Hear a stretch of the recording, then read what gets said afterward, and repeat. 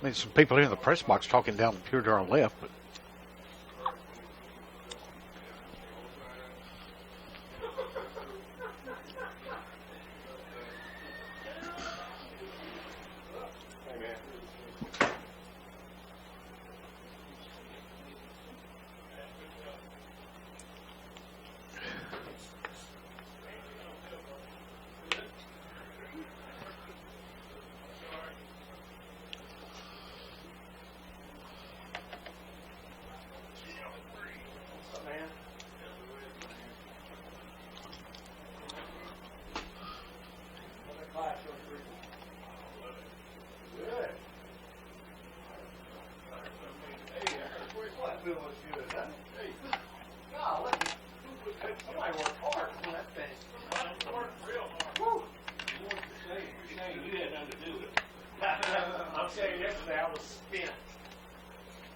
Okay, about 1 minute. okay.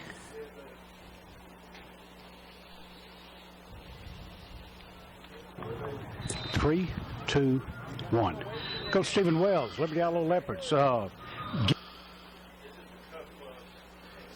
o'clock. You're going out for all Cub Club right now? Yeah, all Cub Club participants.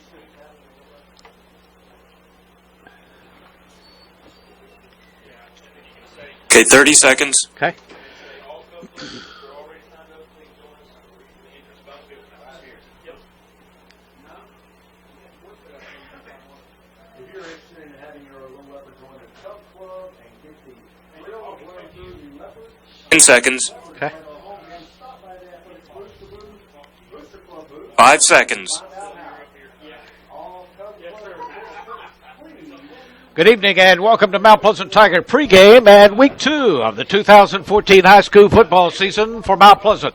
Clint Cooper here along with Willie Williams, and we'll be bringing you the Mount Pleasant Liberty Yellow football game tonight live from Harris Field in Texarkana. Liberty Yellow is 0-1 after losing to Gilmer 55-16 last week. Matter of fact, it was Thursday week ago. Going into the game against Gilmer, Harris Poll ranked the Leopards at 24. This week, they fall back to 35. Mount Pleasant comes into the game 0-1 after giving up their opener to Paris 49-6.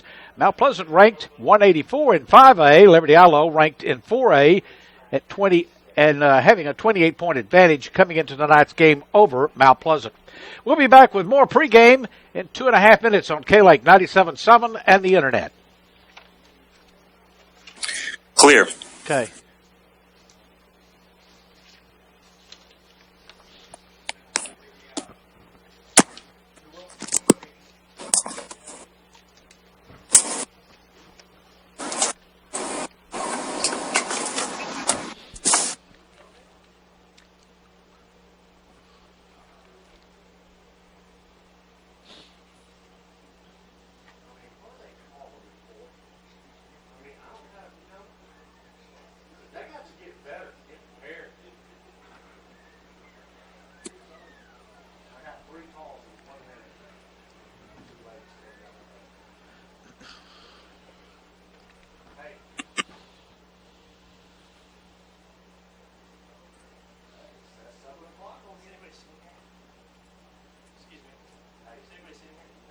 There was a guy sitting there, I don't know where he went. No, he won't be back. He's not going to be back? No, he's gone. He's upstairs. He was just here eating.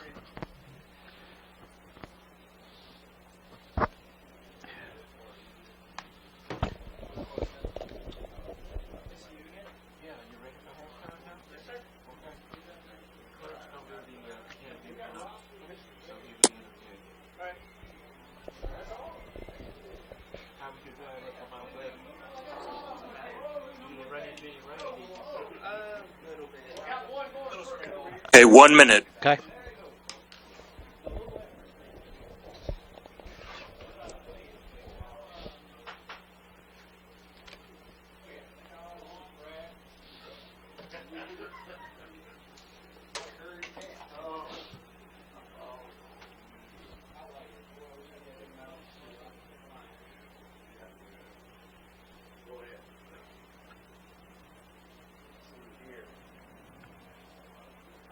30 seconds. Okay.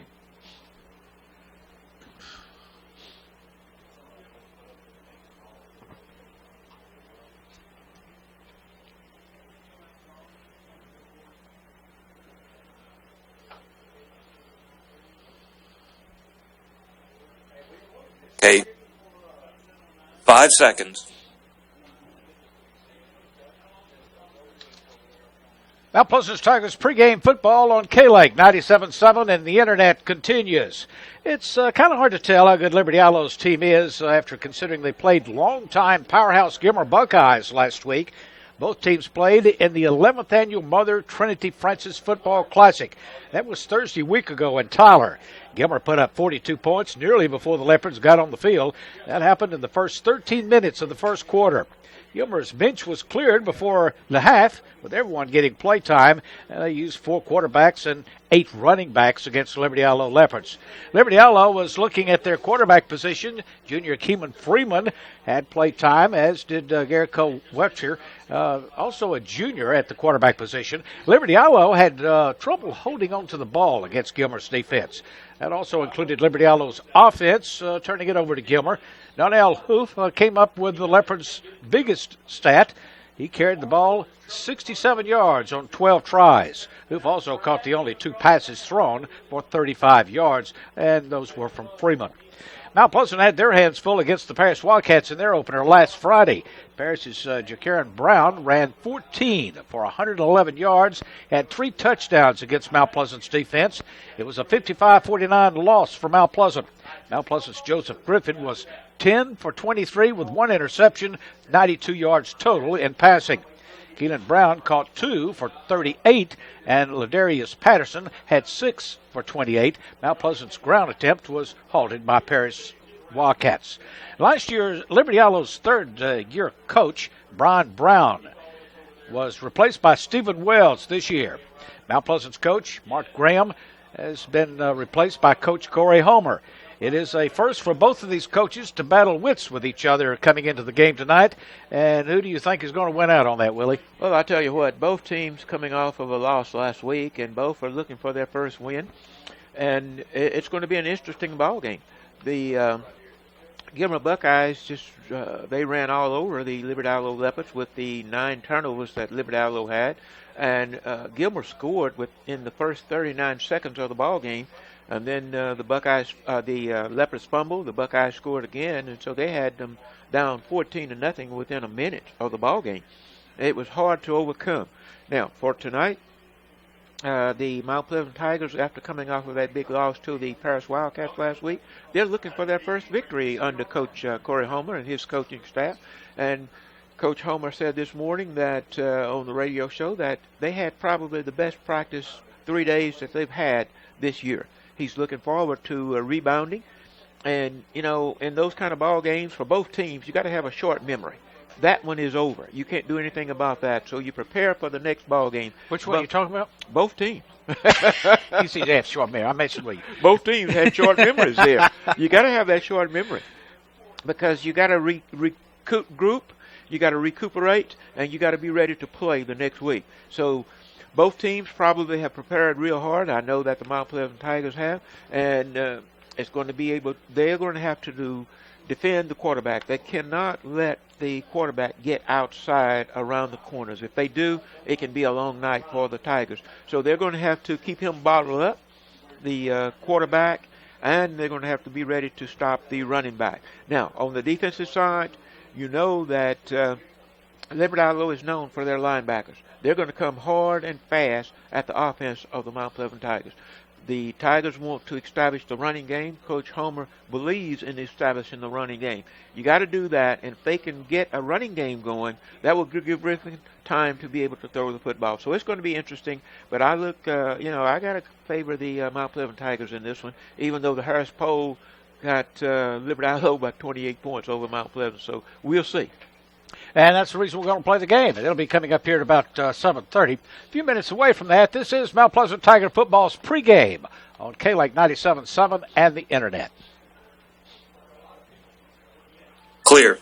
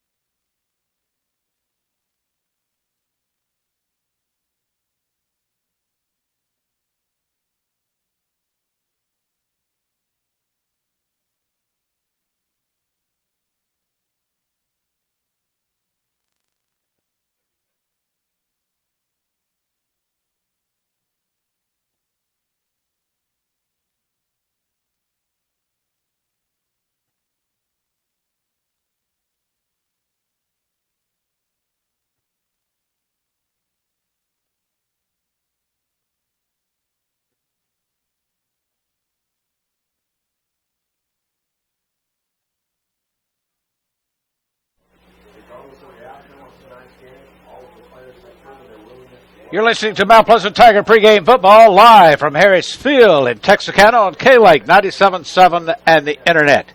We had an interview with Coach Stephen Wells right before pregame here. We'll air that back for you at this time. Coach Stephen Wells, Liberty Aloe Leopards. Gilmer, kind of hard to tell what Liberty Aloe's got. Gilmer's got a good team, always has had. They're a powerhouse, and then has always been known to, kind of run over people.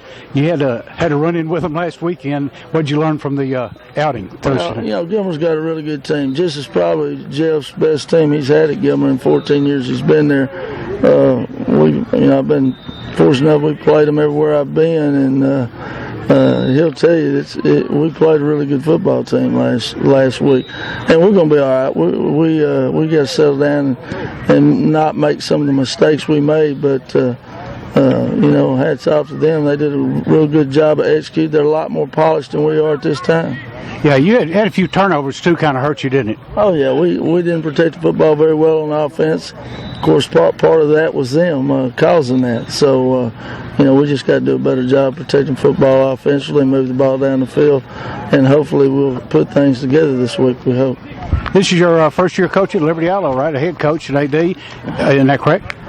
Yeah, this is my first year here it's my second year at LA. I was offensive coordinator here last year, and I've been head coach at Jacksonville, Mineola, and Hooks in the past, but this is kind of like coming back home to LA. This is where I started coaching 27 years ago, so it's kind of got a special place. We got some really good kids here, and kind of excited about what's in store for the future. Did you have much changing in your coaching staff this year? Yeah, we had a pretty major change. We hired 16 new coaches here at Liberty Aloe, so we got a lot of new faces, a lot of new philosophy, a lot of change. So and we've got some young kids. We graduated 35 seniors last year, and so all that makes a difference. And I think down the road with the coaching staff we got in here, it's gonna be good. I see one on the roster that was here last year that I remember, Hoof. I think that's how you pronounce his last name. You kind of depended on him a little bit, aren't you? Yeah, Donnell does a great job back there. He kind of leads us offensively with his experience coming back. Him and David Moore and Malcolm Gann are the three returning offensive starters back, and Malik Sherman, which he's playing a new position. And then defensively, we got three stars back. So we're young and raw in a lot of areas, but we've got some talent, and I think week to week we keep improving. Hopefully, we'll do well in our district. Using two quarterbacks? Well, we were working three quarterbacks in camp, kind of, and Kamen Freeman's kind of rose to the top, and he is our quarterback right now. Hey guys, Richard may play some also at that position. Hello? He may sit at a receiver position too. I can't hear anything. But he kind of won the can't job hear the in the interview. scrimmages with what he did. So he's the guy we're going to go with. Coming up Mount Pleasant tonight, what do you think about coming into the game tonight against them? They had a tough loss. They played a good Paris team last week. Very talented. That quarterback Paris has been there a while. Hello, I can't hear anything. Front, to me, looks really good. They get upfield well. Look like a bunch of bulls in there. So, we got to do a good job on our line of containing them, hopefully, tonight. Coach, wish you luck and thank you, sir. All right, thank you. Okay, I understand we had some technical problems. We were hearing it. Hang on just a second. Hang on just a second, then I'll get you back.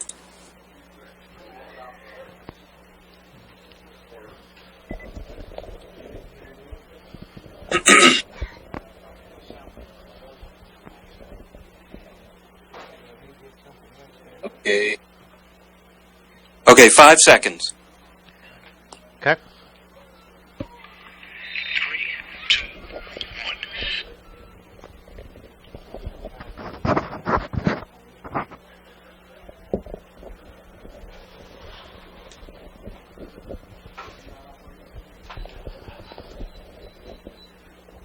Can't figure out what that's happened before.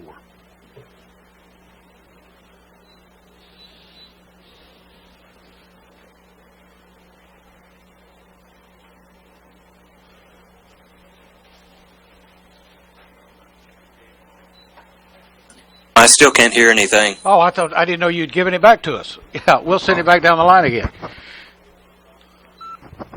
Coach Stephen Wells, Liberty Allo Leopards. Gilmer, kind of hard to tell what Liberty Allo's got. Gilmer's got a good team, always has had. They're a powerhouse, and then has always been known to, kind of run over people. You had a run-in with them last weekend. What'd you learn from the outing? Gilmer's got a really good team. This is probably Jeff's best team he's had at Gilmer in 14 years he's been there. I've been fortunate enough we played him everywhere I've been, and he'll tell you we played a really good football team last week, and we're going to be all right. We got to settle down and not make some of the mistakes we made, but hats off to them. They did a real good job of executing. They're a lot more polished than we are at this time. Yeah, you had a few turnovers too, kind of hurt you, didn't it? Oh yeah, we didn't protect the football very well on offense. Of course, part of that was them causing that. So we just got to do a better job protecting football offensively, move the ball down the field, and hopefully we'll put things together this week. We hope. This is your first year coach at Liberty Allo, right? A head coach at AD, isn't that correct? Yeah, this is my first year here it's my second year at LA. I was offensive coordinator here last year, and I've been head coach at Jacksonville, Mineola, and Hooks in the past, but this is kind of like coming back home to LA. This is where I started coaching 27 years ago, so it's kind of got a special place. We got some really good kids here, and kind of excited about what's in store for the future. Did you have much changing in your coaching staff this year? Yeah, we had a pretty major change. We hired 16 new coaches here at Liberty Allo, so we got a lot of new faces, a lot of new philosophy, a lot of change. So we've got some young kids. We graduated 35 seniors last year, and so all that makes a difference. And I think down the road with the coaching staff we got in here, it's gonna be good. I see one on the roster that was here last year that I remember, Hoof. I think so. You pronounce his last name. You kind of depended on him a little bit, aren't you? Yeah, Donnell does a great job back there. He kind of leads us offensively with his experience coming back. Him and David Moore and Malcolm Gann are the three returning offensive starters back, and Malik Sherman, which he's playing a new position. And then defensively, we got three stars back. So we're young and raw in a lot of areas, but we've got some talent, and I think week to week we keep improving. Hopefully we'll do well in our district. Using two quarterbacks? Well, we were working three quarterbacks in camp, kind of, and Kalen Freeman's kind of rose to the top, and he is our quarterback right now. Gecko Witcher may play some also at that position. You may see him at a receiver position too, but he kind of won the job during the scrimmages with what he did. So, he's the guy we're going to go with. Coming up Mount Pleasant tonight, what do you think about coming into the game tonight against them? They had a tough loss. They played a good Paris team last week, very talented. That quarterback Paris has been there a while. Their defensive front, to me, looks really good. They get upfield well. Look like a bunch of bulls in there. So, we got to do a good job on the other line of containing them, hopefully, tonight. Coach, wish you luck and thank you, sir. All right, thank you. Coach Stephen Wells of Liberty Allo Leopards. We'll be back with Coach Corey Homer in 2.5 minutes. You're listening to Mount Pleasant Tigers pregame football live from Harris Field in Texarkana on K-Lake 97.7 and the Internet.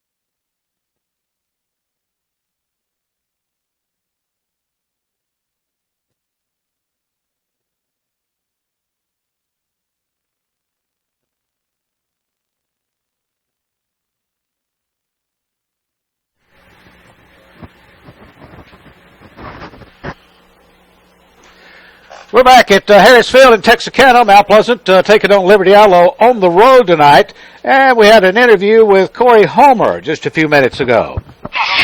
Coach Homer, we had 49-6 last week. That was Paris. Of course, everybody's kind of aware of that, and it's behind us now.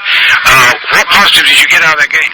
Oh, hey, I'm gonna tell you what. Our kids, we did some good things. Even though the score didn't reflect it, our kids did some good things. We've worked on the little things. We're trying to improve on just the small intangibles that no one necessarily may see during a football game. Hey, we're hustling on the field. We're hustling off the field. Our kids acted in a way that represented Mount Pleasant, and right now that's kind of where we are right now. But we're taking steps this week to go improve. And I'm not saying that we hadn't worked on schemes offensively and defensively, but those are some of the things I was very, very proud of the way we acted. We kept our composure, and we're going to build upon that and still working on our schemes offensively and defensively. Well, that builds character and sportsmanship, means a lot and goes a long ways, as far as I'm concerned anyway, and I think most people will agree with that.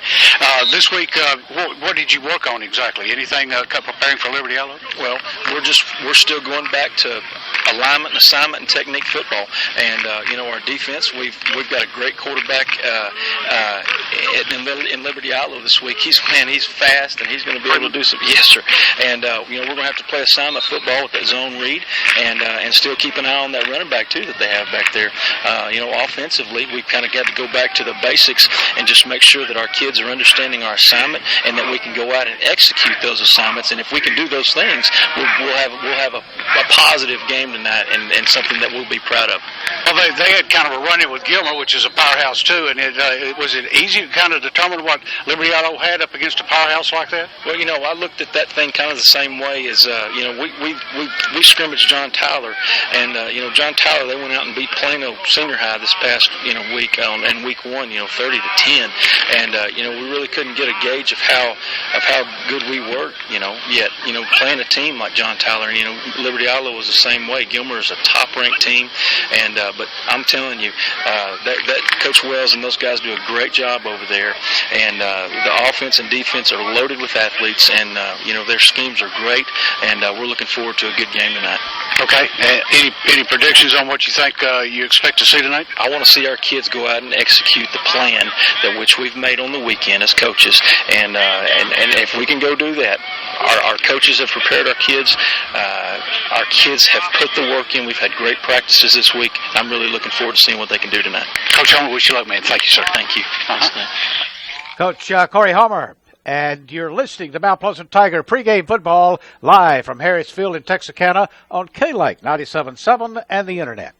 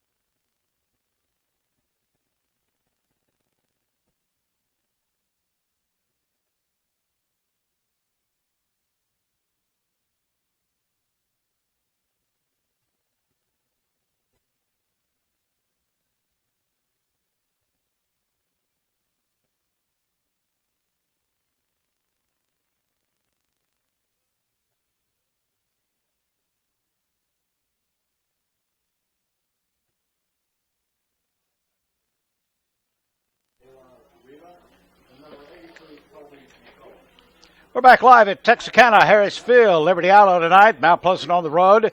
And the game being brought to you by Big Tex Trailers, Clinic Pharmacy, Conroy Tractor, Cypress Bank, Dickey Morrow Body Shop, Elliott Auto Group, Mason True Value, McKelvey Enterprises Incorporated, Mike Craig Ford, Northeast Texas Credit Union, Superior Mortgage, The Coffee Man. And, of course, we have those sponsors bringing you the game. Go by and thank them. We appreciate their efforts. Last week, Greenville did in North Garland, winning their first game out of the last 40. They were elated last week, needless to say, beating North Garland 24-21. Hallsville, they should be a powerhouse in 15-5A this year. They did in Carthage 52-20. Was Lufkin, surprisingly, beating Longview Lobos 44-14. And Longview Lobos are missing some players this week. Don't know if it's sub-varsity or varsity, but a few of them got in trouble at Walmart this week. Marshall over Roy City 54-21. That played in Marshall last week. Jacksonville went 0-10 last year, and Mount Pleasant will be playing them next week. They beat Pine Tree 62-37 last Friday night. Heath defeated Sulphur Springs 33-21. It was White House over Texas High 38-35. Sulphur Springs will face that White House team next week, and they kind of have a little rivalry going anyway, have the last several years. And, of course, Mount Pleasant lost to Paris last week in Mount Pleasant 49-6. This week we've got Greenville at North Garland, Hallsville hosting Nacogdoches, Longview hosting John Tyler, Crandall will be hosting Marshall, Gilmer at Pine Tree, Sherman at Sulphur Springs, Arkansas High and Texas High next week will have their big showdown battle of rivalries. Mount Pleasant will be at Liberty Allo. Those are games coming up next week. I'm sorry, that's this week. So that's across town, Texas High and Arkansas battling it out. We have the officials' 50-yard line right now, and the Harris poll is kind of predicting the district coming in this way this week. Longview comes in at 11. Texas High at 31. Hallsville is in third place in the district at 37. 57 for Sulphur Springs, 79 for Marshall, 156 for Pine Tree, and 184 for Mount Pleasant, and 213 for Greenville. Willie, you ready to get this underway? Well, the Mount Pleasant Tigers won the toss and elected to kick off, so they defer it to the second half. They will be kicking off and defending, and I would say the west end, and the Liberty Allo Leopards will be receiving from the east end, and we're just about ready to get this kickoff underway here. And ball will be going from left to right, west to east, as Willie pointed out. Coming up with a kick is going to be Moore. Montez Moore puts his foot into it. It's end over end, coming down at about the 16-yard line for Liberty Allo, and brought down immediately at that point by Rivera. Uriel Rivera in on the tackle or on the stop on the return. So it'll be 1st and 10 for Liberty Allo, and they'll be setting up house on their own 25-yard line. Their quarterback, Keemon Freeman, is also a safety sometimes. He is a junior. They're kind of going with him a little heavier. They also looked at Gary Cowelcher. He is a junior, and he does safety as well. Sends a man in motion from left to right, Thurman Mobley, and the play will come back this way. Around to the 30-yard line and out of bounds, knocking over chairs, and the flag flies. Carrying the ball is going to be Freeman, the quarterback, on a keep, and we'll see what the flag's about. Well, they're going to call unnecessary roughness against the Mount Pleasant Tigers, hitting the player out of bounds. That's the way it looked. That is going to happen right here, but we'll wait and see what the referee called. And if that's true, it's going to be a 15-yard penalty stepped off against the Mount Pleasant Tigers. Personal foul against Mount Pleasant. Foul against the Tigers. That'll add 15 yards to the play. And the officials are not mic'd, but we have our outdoor mic right underneath the speaker, so you'll hear the PA announcer probably pretty well in the background there. The ball, because of the penalty, is now on the 45-yard line, moving from right to left, carrying around the far side. Liberty Allo turns the corner and gets about 9 yards on the play, and that's going to be Hoof, and you're going to be hearing his name quite a bit tonight. So out of two plays, you had Freeman, who carried for a few yards. Now Hoof picking up 9, needing about, we'll say 8, needing about 2 for a first down. Ball is now across the midfield stripe up to the Mount Pleasant 46. Ball moving from right to left. Here's the snap from the shotgun. Freeman goes back, throws the ball, and airs it out downfield. and finds his receiver into the end zone, carrying it in, no flags. That's going to be Malcolm Grant. Well, that Liberty was Outlaw, but it's going to be brought back, I think. Isn't it? that was out of bounds. He caught it out of bounds. So it'll be 3rd down and 2 needed from the Mount Pleasant 44-yard line. That goes for naught, and that's the first time that he has thrown to Moore. Oh, Grant, it was. 3rd down, 2 needed, 11:04 the first quarter, no score. Liberty Outlaws first possession. On the snap, I want to keep.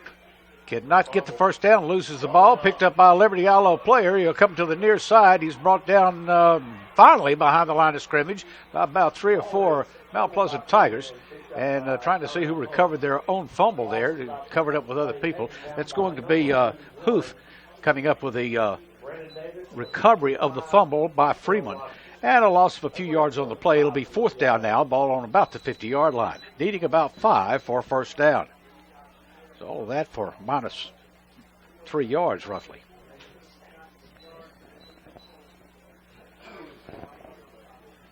Third play of the game, 4th down and 5 needed, and they'll probably be punting this one. Ball on the 49-yard line, according to the clock. And that's going to be the Liberty Outlaw 49, or Liberty Outlaw side of the 50. And the kicker back on about the 38. Here is the snap. Low kick, takes a low rolling bounce up to about the 23-yard line, and it'll be killed at that point by Denzel Green. So it'll be Mount Pleasant's ball. They'll see what they can do with it against the Liberty Outlaw defense. 0-0 with 9:46 as the ball changes hands here in the first quarter of play at Harris Field in Texarkana, Liberty Outlaw. A little rain around the area tonight, read to about 2 or 3 showers on the way up here. It was raining back north of us before game time, and there's still some thunderstorms back up in the Arkansas area there, but no rain here, and it's kind of a pleasant night right now outside. It's not hot because the clouds have blocked the sun. So it'll be 1st and 10 from Mount Pleasant on their own 24-yard line. They'll be moving the ball from left to right. Mount Pleasant dressed in white with black shoulders, black pants, black helmets, yellow numbers. And we're going to have a flag on this one because that movement too quick on the line there. And we'll see if it goes against North Lamar or Mount Pleasant. It was North Lamar's player that went across the line, and it's against North Lamar. Walk off 5. That'll be pickup of 5 yards from Mount Pleasant on the penalty. The ball will be close to the 30-yard line now. It'll be right about the 29. Griffin, the quarterback, looks back across the field to the far side. Now comes back set again. Here's the snap, handoff, and the ball will go to the far side. Running into some resistance, carrying the ball up to about the 35-yard line. And I don't know, I think, who's the ball carrier, Johnson? I think the Johnson was the one who carried the ball. Ball's on the 35 now, Mount Pleasant. 9:33 on the clock in the first quarter, no score. It's 1st and 10 for Mount Pleasant as they pick up a first down. You see the Sherman Bearcats are sending me messages. They're playing Sulphur Springs tonight in Sulphur Springs. Man in motion from the far side to the near side. We're going to pass, and it goes incomplete. Pass was intended for Mount Pleasant's Rogers. Jaquil Rogers was a little out of his reach and over his head, so it'll be 2nd and 10. 2nd and 10 from the Mount Pleasant 35. No score with 9:15 on the clock. First quarter play. Liberty Outlaw had a fumble, recovered their own fumble, and then had to kick. Mount Pleasant has picked up a first down, and so has Liberty Outlaw. Maybe calling them North Moore. I just realized I nearly caught myself saying that then. From the shotgun, man in motion from the far side to the near side. Griffin passes out. Brown catches it and gets it back to the line of scrimmage. That's Keenan Brown. So not much there. It'll be 3rd and 10 needed for the Mount Pleasant Tigers from their own 35.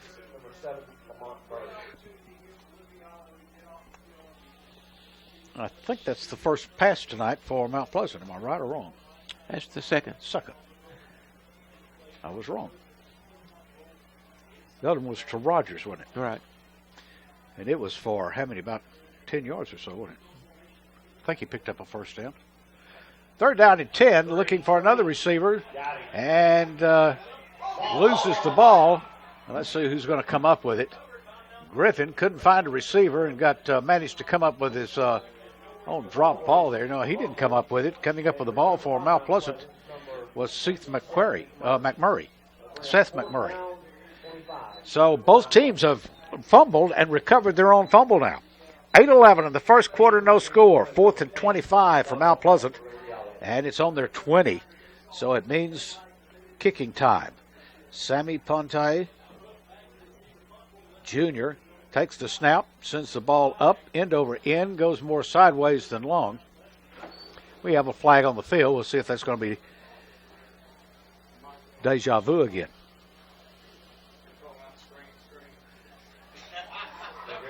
Practice kick is all that turned out to be.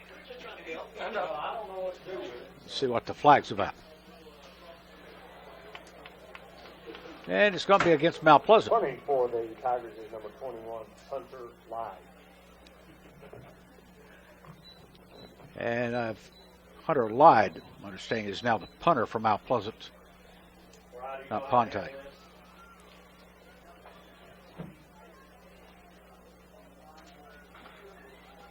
Standing back close to the goal line, about 4 yards in. Here's the snap, kind of high. Gets it off. It's a little higher. And comes down at the 40-yard line of Mount Pleasant. Takes a Mount Pleasant roll across the 50 to the Liberty ILO 47. So it'll be 1st and 10 for Liberty ILO at that point. 7:52 in the game. Neither team has been able to score against the other. Both teams have had fumbles and recovered their own fumble.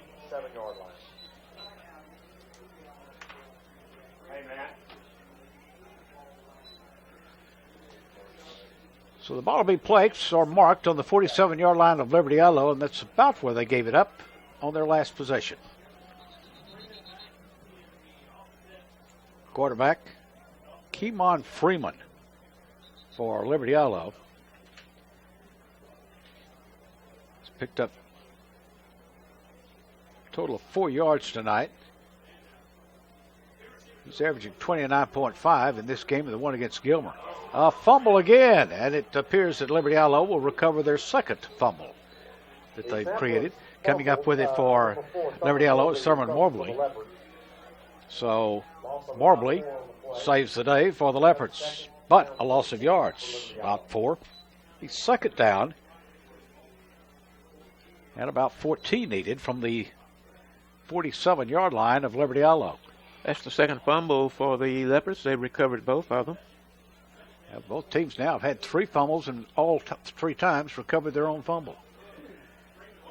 This is going to be to the far side and a long pass, and it's caught downfield, and I think he was in bounds this time.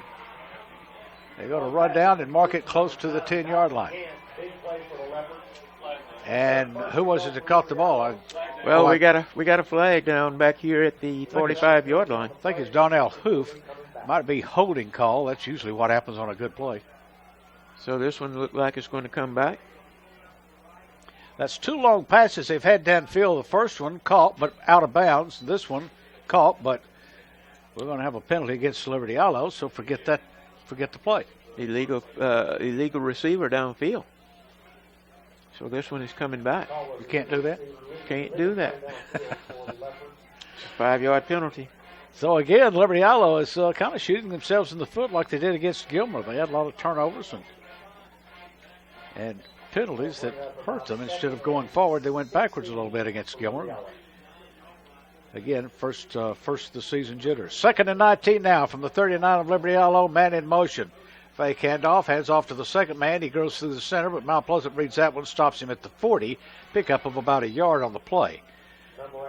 So it'll bring 3rd down and about 18 now for Liberty ILO Leopards.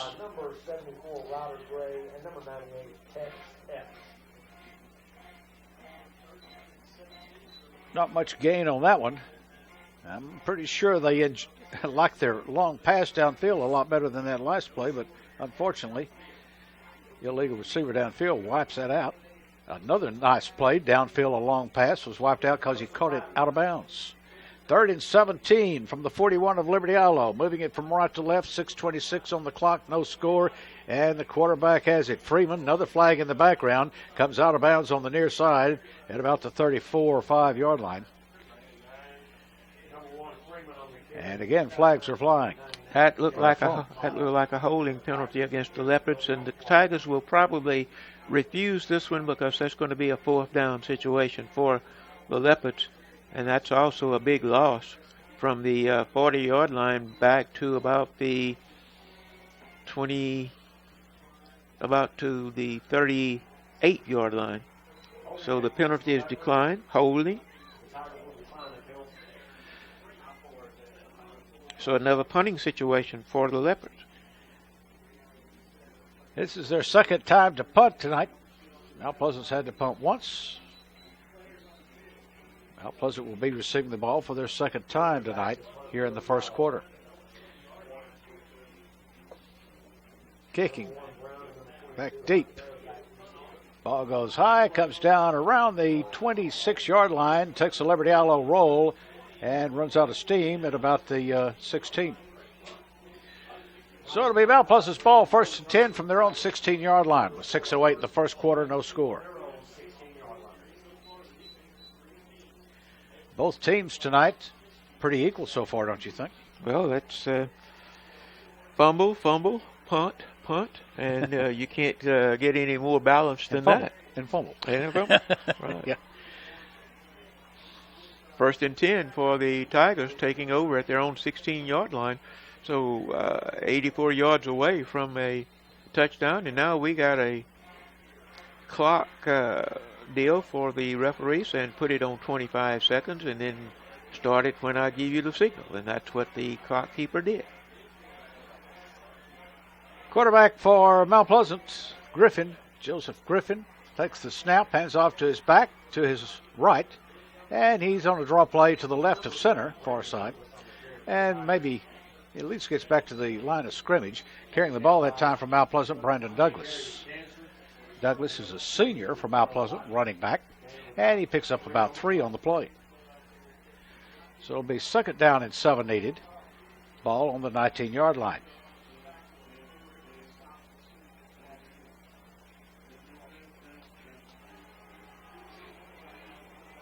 Griffin backs up, standing on about the 14, close to the 15, taking the snap. Man in motion, again, hands off, goes to the right, draw play, swinging him around and slapping him to the ground. Ball carrier from Mount Pleasant, Brandon Douglas again. Douglas picked up 3 the last time and about that many this time. 3 yards needed now for 1st down. Pick up 4 on that carry for a total of 7 on the last 2 carries. 5:05 remaining in the first quarter, no score. Mount Pleasant's ball, their second possession tonight. Both teams now have had the ball twice. No score. Griffin backs away from the center. About 5 or 6 steps. Sends a man in motion is Keenan Brown from left to right. He sets up split on the far side. Here's the snap. Looking for receiver. Steps into the pocket and out of it. Going to have to carry it himself. He's going to be body slammed for a loss. And helping in on that tackle there was going to be Lockett, Ricardo Lockett. And it's a 4th down situation for the Mount Pleasant Tigers with a loss of about a yard on that play. So it's on about 4th and 6 now. The Sulphur Springs game, Wildcats are up on the Bearcats of Sherman. 13-0 with 4:50 left in the first quarter of that game going on in Sulphur Springs right now. Here's the snap and the kick by Mount Pleasant. And it goes up to about the 35-yard line of Mount Pleasant from the 20. Not much on the kick. And they'll move the down markers, and Liberty Alo will take over in good field position inside the Mount Pleasant 50. And they'll put it about the 36. So 1st and 10 for Liberty Alo from their own 36-yard line with 3:51 remaining in the first quarter, no score.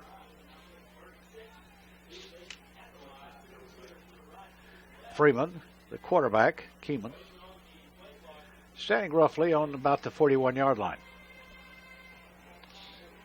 Right hand on his right hip, taking his time. What the holdup is here. Waiting on the officials, I guess. Now they back up and they're ready. Here's the snap. Handoff and a reverse. Now flip back to Freeman. He loses it. Picks it up at the 50. Has to scramble to get any yardage on this one. And manages to run out of bounds. And I think he may have enough for a first down after all that mess. He's going to be shy of it.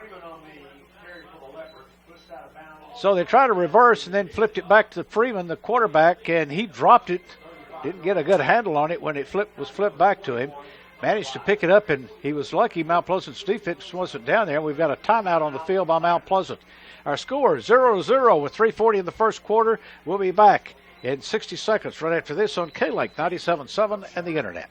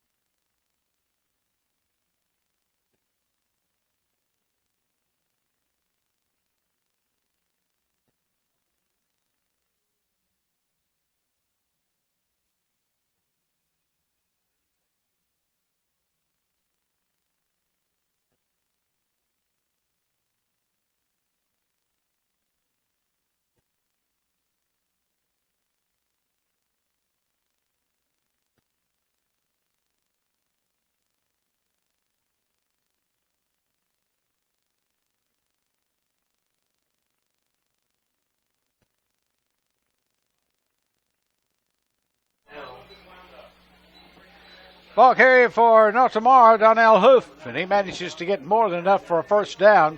It'll be first down for Liberty Allo with 3:31 here in the first quarter, no score, but the ball on the 12-yard line of Mount Pleasant. And it's 1st and 10 for the Liberty Allo Leopards. Liberty Allo splitting one to the near side. That's going to be Cedric Ellis. One to the far side. The play will come to the near side. And managing to get a yard or two on the play. Ball carrier that time for Liberty Allo was Hoof. Hoof manages to pick up about 3 yards on the play, maybe 4. And if they keep moving, it's going to be 5, nearly, not quite. So that's his 3rd carry tonight. Pick up a 4 yards. It's 2nd and 6 now for Liberty Allo. And Hoof, a senior running back, has 16 yards in the game tonight. Here's the snap. Handoff again. Same player. Yep, that time it was to Johnson. Armis Johnson takes it to the right of center. And picks up a couple of yards. He needs about 1 for a first down, so he'll pick up a 3.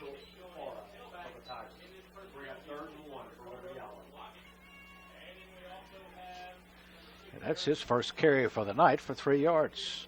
So far, 27 total yards as I have it for Liberty Allo in rushing tonight. 2:25 remaining in the first quarter. 3rd and 1 yard to go on the 3. Ball goes through the center. They're indicating touchdown by Liberty Allo players. Let's see what the officials say. I don't think it's going to be because they're not indicating it. And that's who you have to go by. But it is close. Ball's going to be about where it was. Well, it likes about 2 feet or 3. So, first down and goal to go. Well, they call it a touch. They call it a touchdown. Well, I never did see him signal that. So if it's a touchdown, we're going to have a PAT, or they're going to go for 2. It looks like they're going to go for 2. Freeman throws into the end zone, and it's up 8-0. Catching the ball for Liberty Allo, Malcolm Grant, and it's Liberty Allo 8, Mount Pleasant nothing with 2:14 in the first quarter of play. We'll be back in 60 seconds after this on K-Lake 97.7 and the Internet.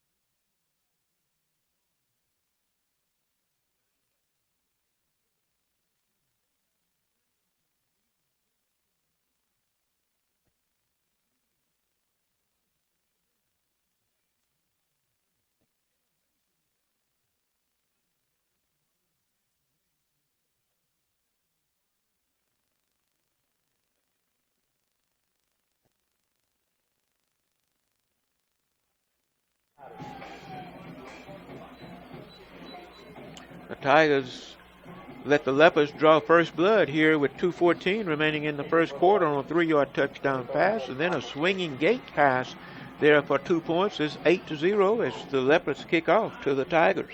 Valdez on the kick, and it comes down at about the 27-yard line. Mount Pleasant picking it up and carrying it across the 35.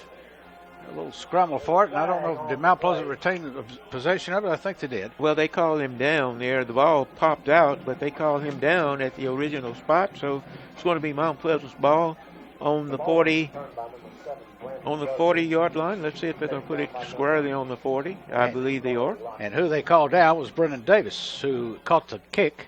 And it'll be 1st and 10 from Mount Pleasant from their own 35.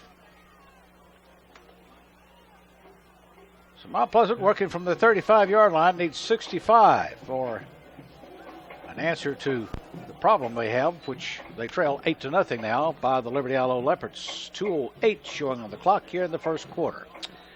And now they put it on the 39. So, yep, that'll add 4 more yards to it, too. That's even better. 61 yards needed. The ball goes to the left side, or far side of the field. And not much there. Matter of fact, a loss of a few yards. Maybe about 3 on the play. Loss of about 2 on the play. We're at 2nd and 12. Mount Pleasant's ball. It's 2nd and 12 needed now. Lost 2 on the play of the last snap. Griffin comes up to the center and backs off. Looking back at the coaches on the far side. And here's the snap. Looking for receiver on the near side. Finds his man. Coming up with it for Mount Pleasant is going to be Rogers. Rogers gets a first down and then some up to about the 46-yard line or 47 of Liberty Aloe. Rogers receiving that time.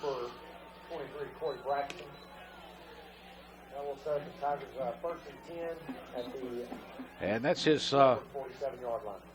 First pass for good yardage tonight that he's caught. Rogers did not receive any last week. 1st and 10 from the 47. Started on the 39. Now they need 50. Well, they need 47 yards. From the shotgun, Griffin takes the snap. Passes over. Pass intended for Brown. Keenan Brown doesn't come up with it. It goes incomplete.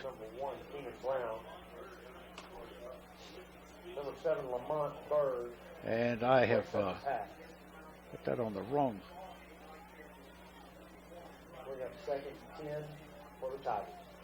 Rogers is caught for the 2nd time tonight. He has 24 yards total in the receiving department. 2nd and 10 now from the 47 with 55.2 seconds remaining here in the first quarter. We'll change ends of the field here. Mount Pleasant in possession and trailing 8-0. And they call a quick timeout here. And as quick as it is, it'll be a full 60 seconds. We'll be back. Our score, 8-0 in favor of Liberty Aloe. We'll be back in 60 on K-Lake 97.7 and the Internet.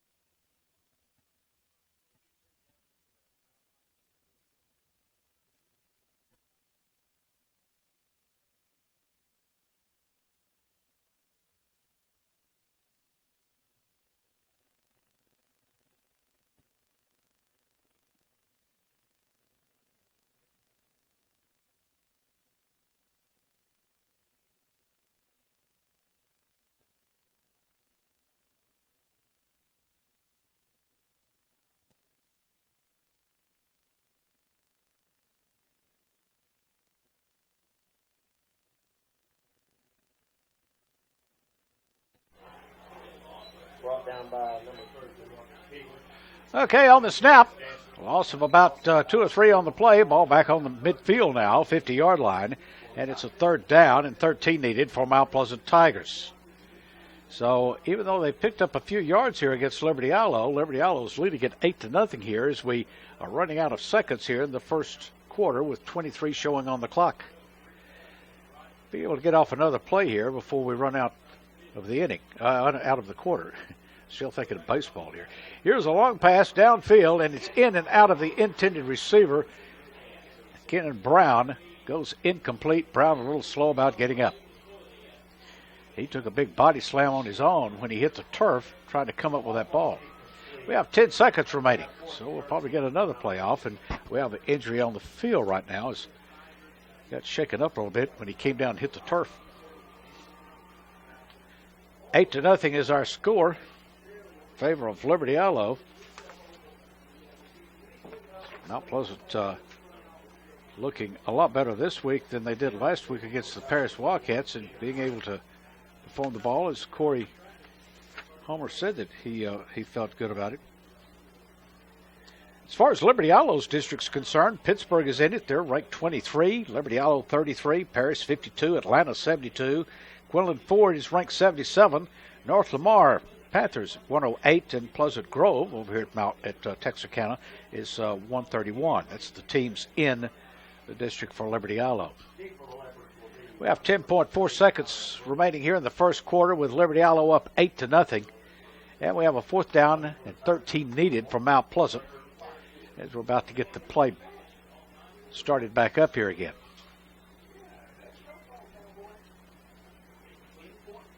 Now they got 4.9 seconds on the clock. Still enough time for a snap. And the officials want to change the clock to 10 seconds. The clock says 4.9. If that's what I understand, he's holding 2 hands up. And they put 10 minutes up. That's what I first said. I think it's 10 seconds is what they need.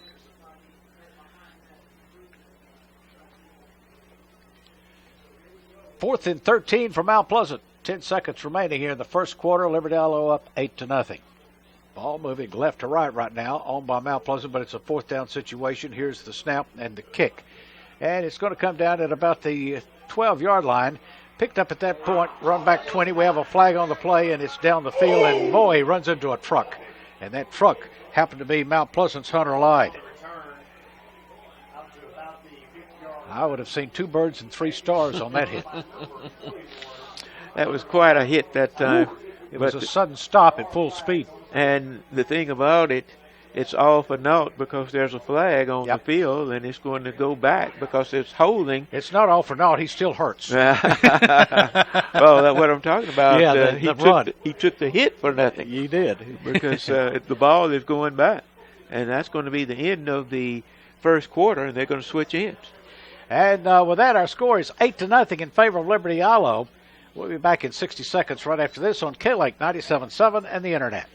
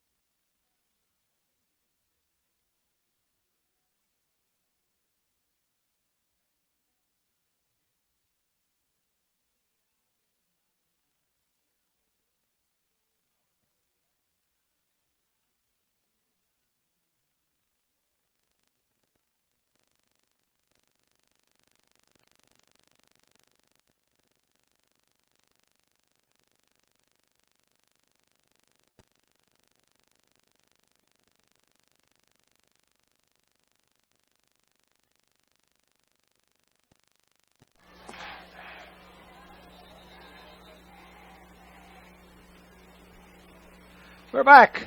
Second quarter, 12 minutes before half.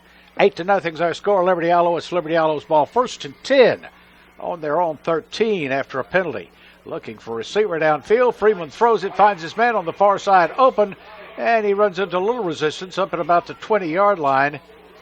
30-yard line? No, it's a 40-yard line. It's hard to see the marker on the field on the far side. And now I've forgotten who it was that caught the ball. I think it was Mowbray.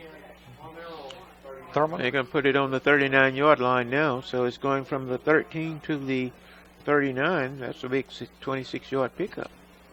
And that is going to be Mowbray's catch for 26. Well, I have it in the rushing department, so that's not going to work. Here's the next snap, going to the far side. Pickup of about 5 on the play for Liberty Allo. That's another pass there by the quarterback.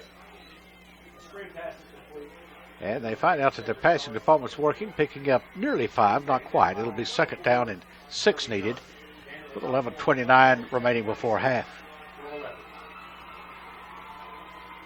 So Liberty Allo showing more air tonight against Mount Pleasant.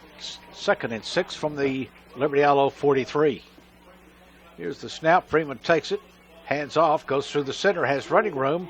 Knocked down this time, coming up with his Hunter Lyde, rather. And he stops him just before he gets a first down, lacking about a yard. It's close. Third down and 1 needed now.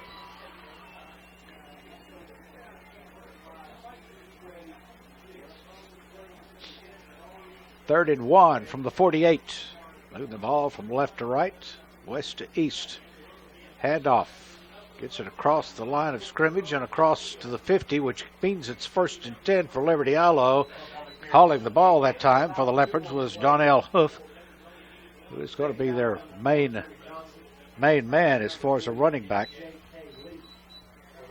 He's also a cornerback, a senior.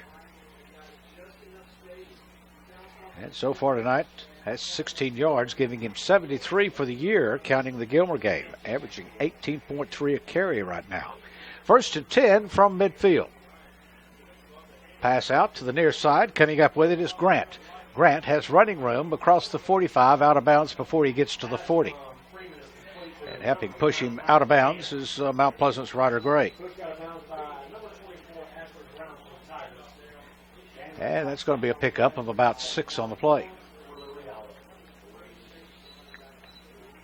He has completed his last 3 passes there, putting it in the air, 2 screen passes and 1 downfield, just mixing it up.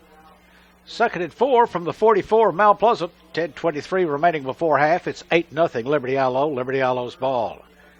Freeman takes the snap, hands off this time to Bird. Lamont Bird around the far side. Up to the 30, across the 30, and is brought down close to the 5-yard line. And defensively from Mount Pleasant on that one was the quarterback. Keenan Brown, who helped stop the play and keep it from going into the end zone. So it was first and 6. Now on the 6, it's goal to go. How many yards was that one, Willie? It started on the 44. That's going to be 38 yards. 38. Here's the snap. Looking for receiver, and it's deflected. We have a flag on the play at the same time. Getting a hand on it was J.K. Lee from Mount Pleasant. But a flag is at about the 2-yard line near side. Called pass interference against the Tigers. So that's going to move the ball. The ball was on the 6-yard line, half the distance to the goal line. Be the 3 then, wouldn't it? It's going to put it on the 3-yard line. First and 3 from the 3. Goal to go. 9:58. Liberty Allo leading at 8-0. Looking at adding another 6 here. Working on a first down situation. They've got 4 attempts to try to get it in. Freeman from the shotgun takes the snap. Hands off. Zigs and zags. The helmet flies one way and the ball carrier the other. Carrying the ball is Ricardo Lockett. And Lockett gets up close to the goal line, but I don't think went in. I don't know why he didn't. He looked like he ran long enough to go in. He was right on about a yard shy of going in. He's going to be about the half-yard line. They're going to put it on the 1. So it's going to be second and goal from the 1. Have to get out the ruler to measure that, not the yardstick. Freeman from the shotgun takes the snap. Hands off, ball on the near side, and no problem. Carrying the ball for Liberty Allo is Ricardo Lockett. Lockett from about 1 out. So Liberty Allo goes up again. It's now 14-0 with 9:18 remaining here in the second quarter. scoring in the first quarter and now the second, leading Mount Pleasant 14. Went for 2-point conversion, the last touchdown, and made it. Let's see if they do the same again this time. They're going to attempt the kick this time. That's what they're showing. That's subject to change, but I don't think it will. Illegal procedure against the Leopards, so this is going to come back. They're going to give a 5-yard penalty. It looked like the ball was more head high than it was high. He didn't get much height on it, did he? Or did I miss what I saw? I lost the ball when he kicked it. It looked like it was going about shoulder high. It was a low kick. They're going to try it again. So we'll do it again, this time with a penalty added to it. Here's the catch, the hole, the kick is up, and it should be good. Oh, yep, it is. So our score goes up 15-0. Liberty Isle Leopards with 9:18 remaining before half. We'll be back in 60 seconds on K-Lake 97.7 and the Internet.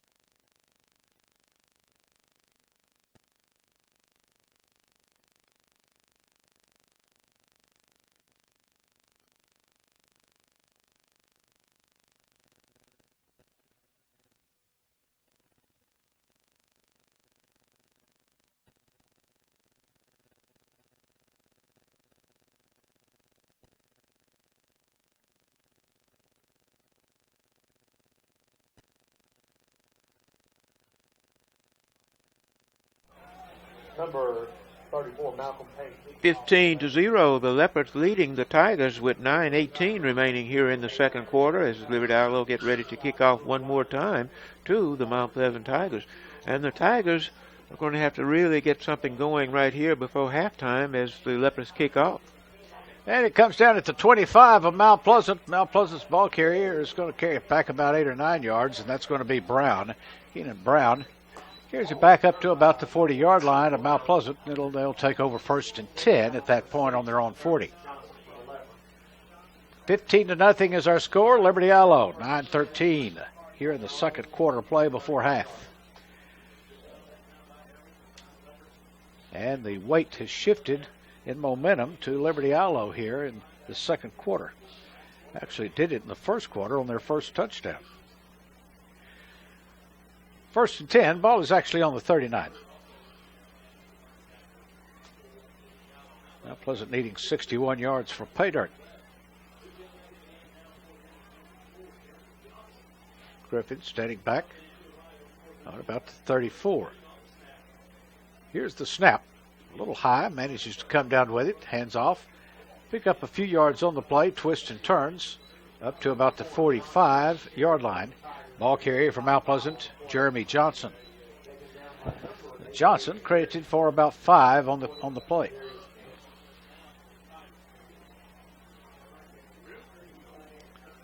"12 yards total offense is what I show Mount Pleasant now, but I may have missed a yard or two. 8:47 and counting. Our score 15-0 in favor of Liberty Isle. 2nd and 5 from Mount Pleasant from their own 44. Moving the ball from right to left. Griffin stands up, looks toward the coaches on the far side of the field, then comes back set. Here's the snap in the shotgun position. Hand off, and it'll go around the far side. Draw play carried by Jeremy Johnson to the right or far side of center, and a pickup of about 2 for Johnson on that carry. Gives Johnson 7 yards for tonight's game, 9 overall this year, averaging 4.5 a carry. 3rd down and 3 needed. Ball on the 47-yard line of Mount Pleasant. 53 needed for pay dirt.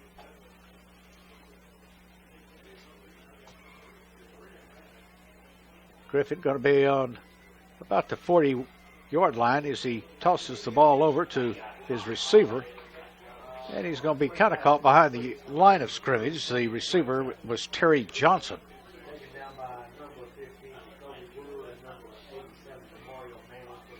He's going to lose a yard.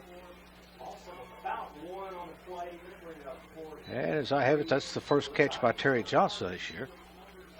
And it'll be a 4th down situation with 4 needed for a first for Mount Pleasant.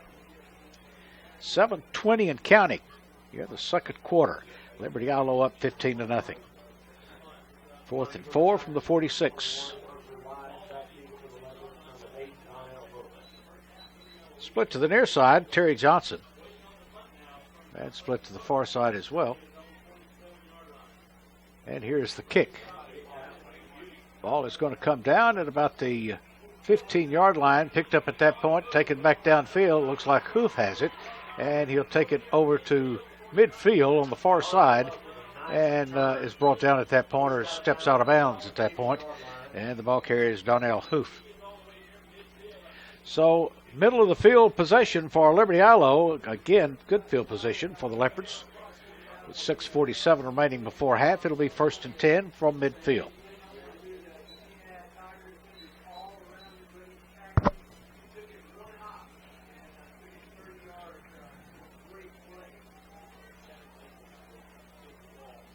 The far side for Liberty Ilo is going to be Malcolm Grant split. As they set up on the other side of midfield. And Freeman takes the snap, hands off, draw play through the center. Ball carrier is Hoof. Donnell Hoof. Pick up a little more than 5 yards on the carry. Going to be roughly about 6. Needing 4 for a first down. 2nd and 4 from the 47.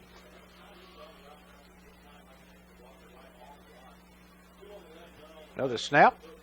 Hoof gets it again. Round another corner, but he runs into resistance. Picks up a yard or 2 on the play. Remains inbounds. The clock continues to run as they finally blow the whistle on the far side. So Hoof's second carry, back to back. That's 6 the first time. Picks up another 2. For a total of 8 in 2 carries, and it's 3rd and 2 needed from the 45 of Mount Pleasant.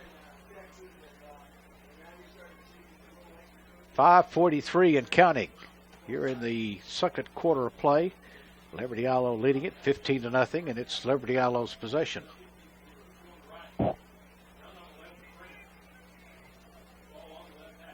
Freeman decides he's going to keep it. I don't think that play is exactly what he thought it was going to be, and he's brought backwards on that one. A loss for about 4 or 5 yards. I think he was supposed to hand off. There wasn't anybody to hand off to, so he had to eat it. As a result, lost some yards on the play. Shook it up a little bit. Takes Epps from Mount Pleasant on that play. It's going to bring up a punting situation unless they decide to go for it. They could consider themselves in 4-down territory with the ball on the 44-yard line. Needing 1 for a first. It looks like they might go for it. Well, we don't know. Yep, they're going to go for it. Here's the snap. Handoff. Sidesteps it. Gets the first down plus a few yards. Ball carrier for Liberty Ilo is Ricardo Lockett.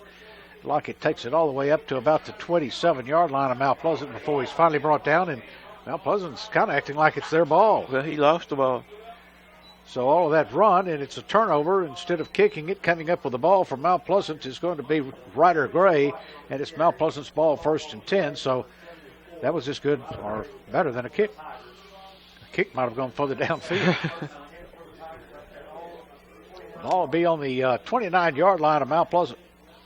Well, he picked up enough yards for the first down, but he couldn't hold on to the ball as Mount Pleasant was clawing for it, trying their best to pull it out. They were able to do that. They will take over 1st and 10 and look like the ball is going to be on about the 29-yard line. They'll need 71 for pay dirt, and they haven't seen pay dirt all night tonight. 4:29 remaining before half here, and it's 15-0 Liberty Ilo. 1st and 10 for Mount Pleasant. Move the ball right to left. Here is the snap. Handoff, and it's going to go around the far side. Ball carrier for Mount Pleasant is going to be Jeremy Johnson. Johnson's going to pick up Good yardage on the play, but not enough for a first down. He's going to have about 7, looks like, on the play. That's his 3rd carry as I have for the night. And they're going to give him 8, so I will too. That gives him a total of 15 tonight on the ground. Jeremy Johnson, the runner. 4 minutes now remaining before half. 15-0. Liberty Allo. Griffin goes up to his center, then backs off. Here is the snap. Kind of high, reaches up and gets it, pulls it down, hands it to his running back. And he manages to get across the line of scrimmage, picking up about a yard on the play. And I really didn't see who he handed the ball to. It was the same running back. Oh, Johnson. So 3rd and 1 needed from the 38. Get it from the shotgun. Snap. And they catch him behind the line of scrimmage this time for a loss of yards. It was Johnson on the carry again, and it was Jacoby Brewer on the stop, and it'll be a 4th down and about 4 needed for a first down. He lost 3 big yards that time as he was hit almost the same time he got the ball, moving it back to the 35-yard line, and that's another punting situation for the Tigers. So the 3 yards he gained just before that was lost on that last carry as he got caught behind the line of scrimmage. 2:40 and counting here in the second quarter. Liberty Allo up 15-0 and about to get the ball back on a punt. Snap. Here's the kick. Kicking for Mount Pleasant is going to be Hunter Lyde. Ball goes downfield, comes up at about the 20, make it the 16-yard line. Looks like Hoof the ball carrier to the 30. A stout-looking runner manages to get upfield close to midfield line before being brought down. And it is Hoof the ball carrier. A good return. He's a good ball player. Donnell Huff. Picked up a good block down around the 20-yard line to break him loose there to get the extra yardage there. Moving the ball out to the 40. Looks like they're going to put it on the 47-yard line, 1st and 10. With 2:15 remaining, the Liberty Allo Leopards leading 15-0 here in the first half. Huff catches that ball. You can just see determination all over his body language. He's going to get some yards regardless of what's going to happen. You can just see it. 1st and 10 from the 48 of Liberty Allo. Here is the Freeman throwing the ball, airing it out downfield. And it is incomplete. Pass intended that time from Malcolm Grant. And you can probably hear in the background, Liberty Allo fans wanting him to come down with that one. Well, he had him wide open there. There was a mix-up in the defensive coverage for the Mount Pleasant Tigers there because he was wide open, about 5 yards behind everybody, and everyone was just wanting the quarterback to get the ball out there to him, and he didn't come up with it, so it's an incompleted pass. Malcolm Grant's didn't receive any catches last week against Gilmer. He's had the nod for that one. 2nd and 10 now from the 48 of Liberty Allo. Freeman looking for a receiver downfield, has plenty of time, finally being rushed, throws it across the grain, intended for Thurman Morbury, and it goes incomplete, bringing up a 3rd and 10 situation. 1:59 before halftime. 15-0, Liberty Allo leading. It's Liberty Allo's ball.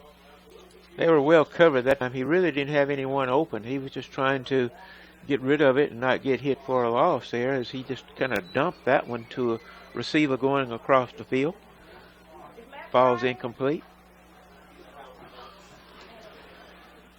Again, turns around and looks. Freeman, quarterback, takes the snap, drifts back to about the 35, tosses it, fans his man, Bird. Bird has running room downfield, and he's thrown into the end zone. Well, we got a flag here back around the 44-yard line. But Darius Patterson on the stop, but let's see what the flag's about, back up in about the 44. This one is going to come back.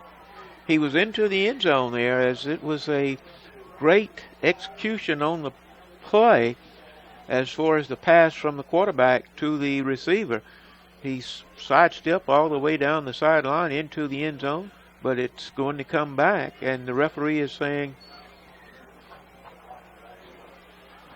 well, I didn't see the signal that he gave, but anyway, it's coming back.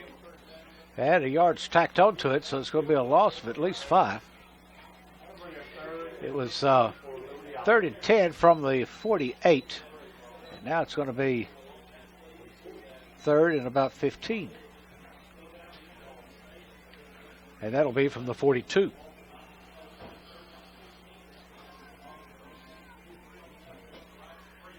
Looking for a receiver, throws across the grain to the far side, midfield, and we have running room. And he's finally tripped up. The ball is loose and coming up with a recovery for Liberty Allo.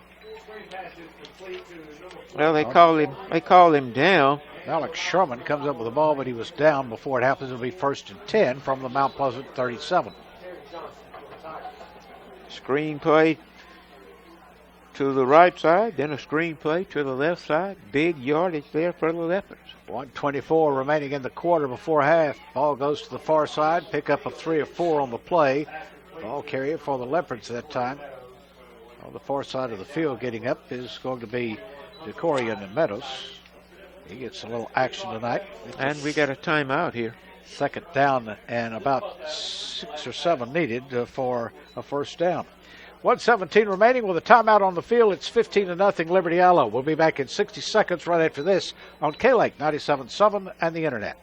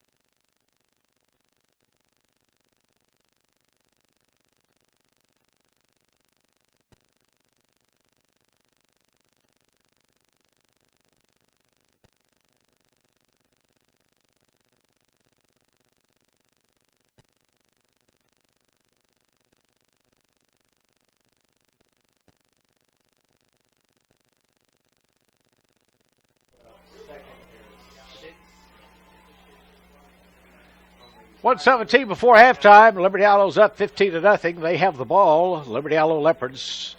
2nd down and 6 needed. Looking for a receiver. Freeman with the ball. Throws it downfield up to about the 25-yard line. And coming up with the catch for the Leopards is DeCorian Meadows. Ball was it on the 37th? It was on the 34. 34.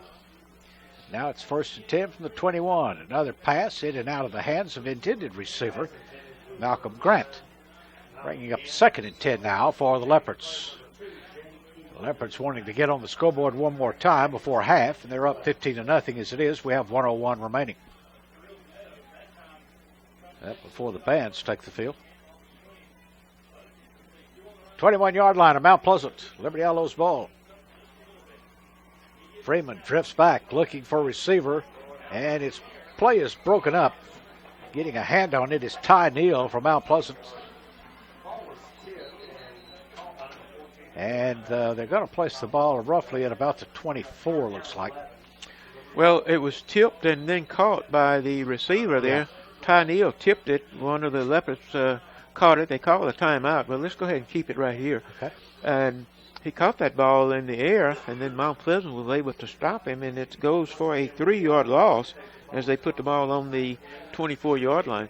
They're calling a timeout here because they want to get in the end zone one more time with 50 seconds remaining there, and they're leading 15-0, but they would like nothing better to go in with a 22-point lead, or if they go for 2, it would be a 23-point lead if they can get it into the end zone.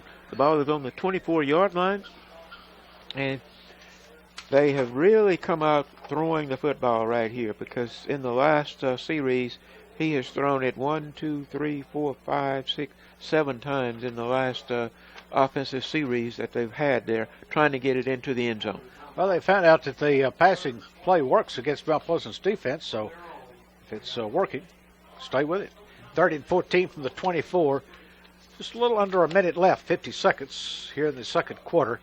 And Freeman sends it sailing, finds his man open and into the end zone, so they get what they want. Thurman Mulberry carries it in for Liberty Allo on the pass. And that was from the 24-yard line, so a 24-yard pass. And it's up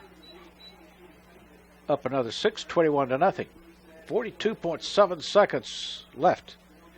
And we'll see if they kick or go for 2. And they scatter. They're going to bring in the kicker, it looks like.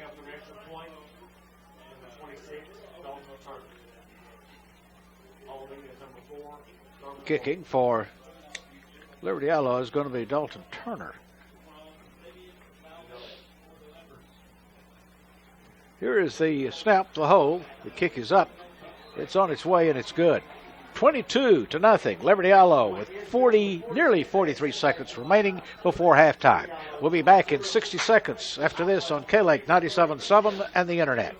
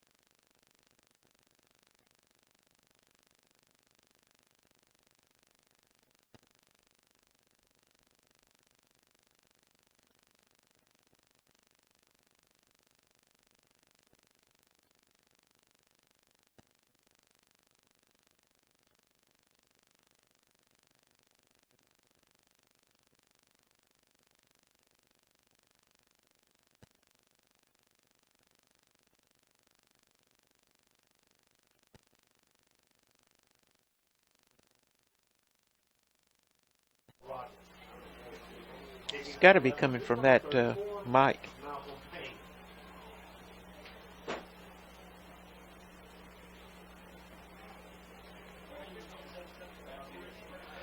Okay, you're on. 22-0 is our score. That in favor of Liberty Allo as they get ready to kick off to Mount Pleasant with about 43 seconds remaining here before halftime. End over end, and the kick comes down at about the 16-yard line. Picked up at that point by Mount Pleasant. Hit pretty good, too. Keenan Brown, the ball carrier, on the return. And picks up a few yards before getting slammed. Yeah, you can hear some oohs and ahs from people in the press box and some of the fans in the stands there as Keenan Brown was really popped there on that return. But he moved the ball out to the 26-yard line where it's going to be 1st and 10. We have 37 seconds remaining here in the first half of play. Liberty Allo is on the first half of this contest against Mount Pleasant. Mount Pleasant will have to go into the dressing room and scratch their head and figure out what they're going to have to do to stop the receivers of Liberty Allo as they've come out passing against Mount Pleasant here in the first half. After they figured that worked, they've been sticking with it. Mount Pleasant, hands off.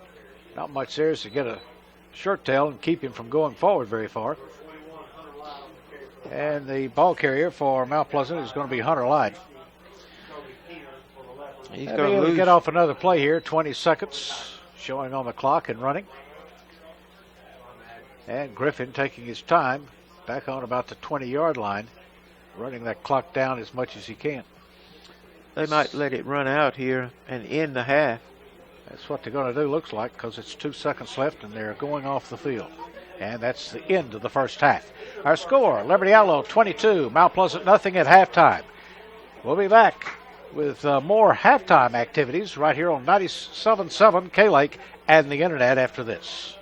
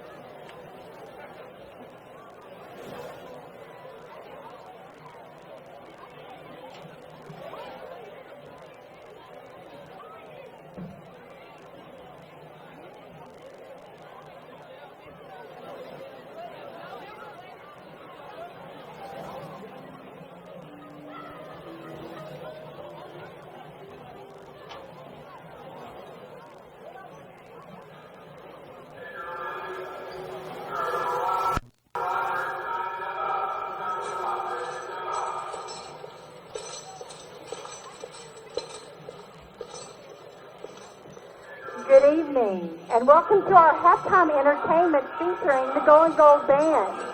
The directors for this evening are Theodis Luckett III, Kenny Cook Jr., Barry Tagg, Sherry Sullivan, Karen Luckett, Donna Ditto, and Marty Newman.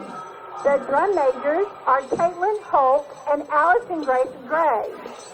Band Student of the Week is Jack Grissom. Section of the Week are the trombones. The title of tonight's show is Gotham, City of Villains, based off of Batman. The movement entitled and the second movement entitled Joker. And now, the Mount Pleasant Going Gold Marching Band.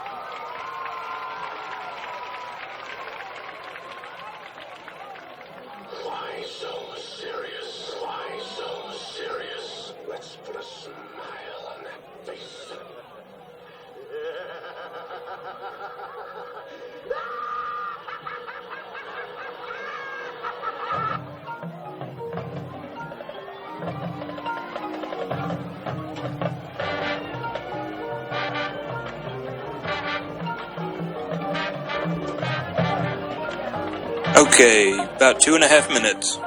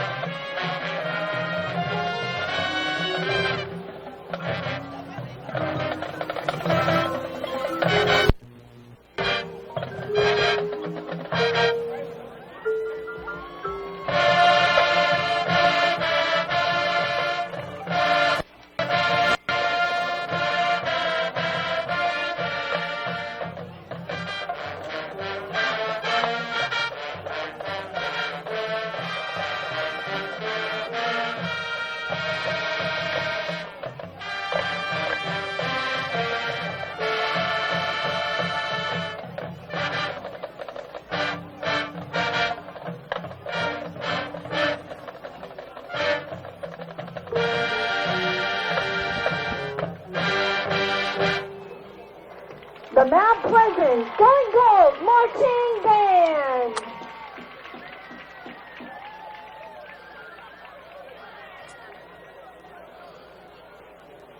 The band directors would like to wish the band seniors the best as they embark upon their future.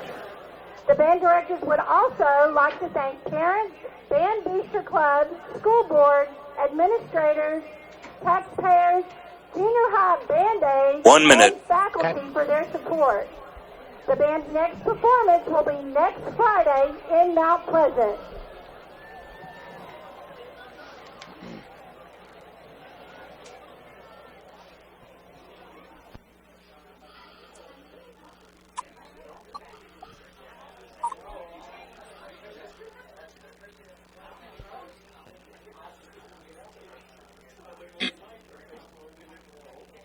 30 seconds.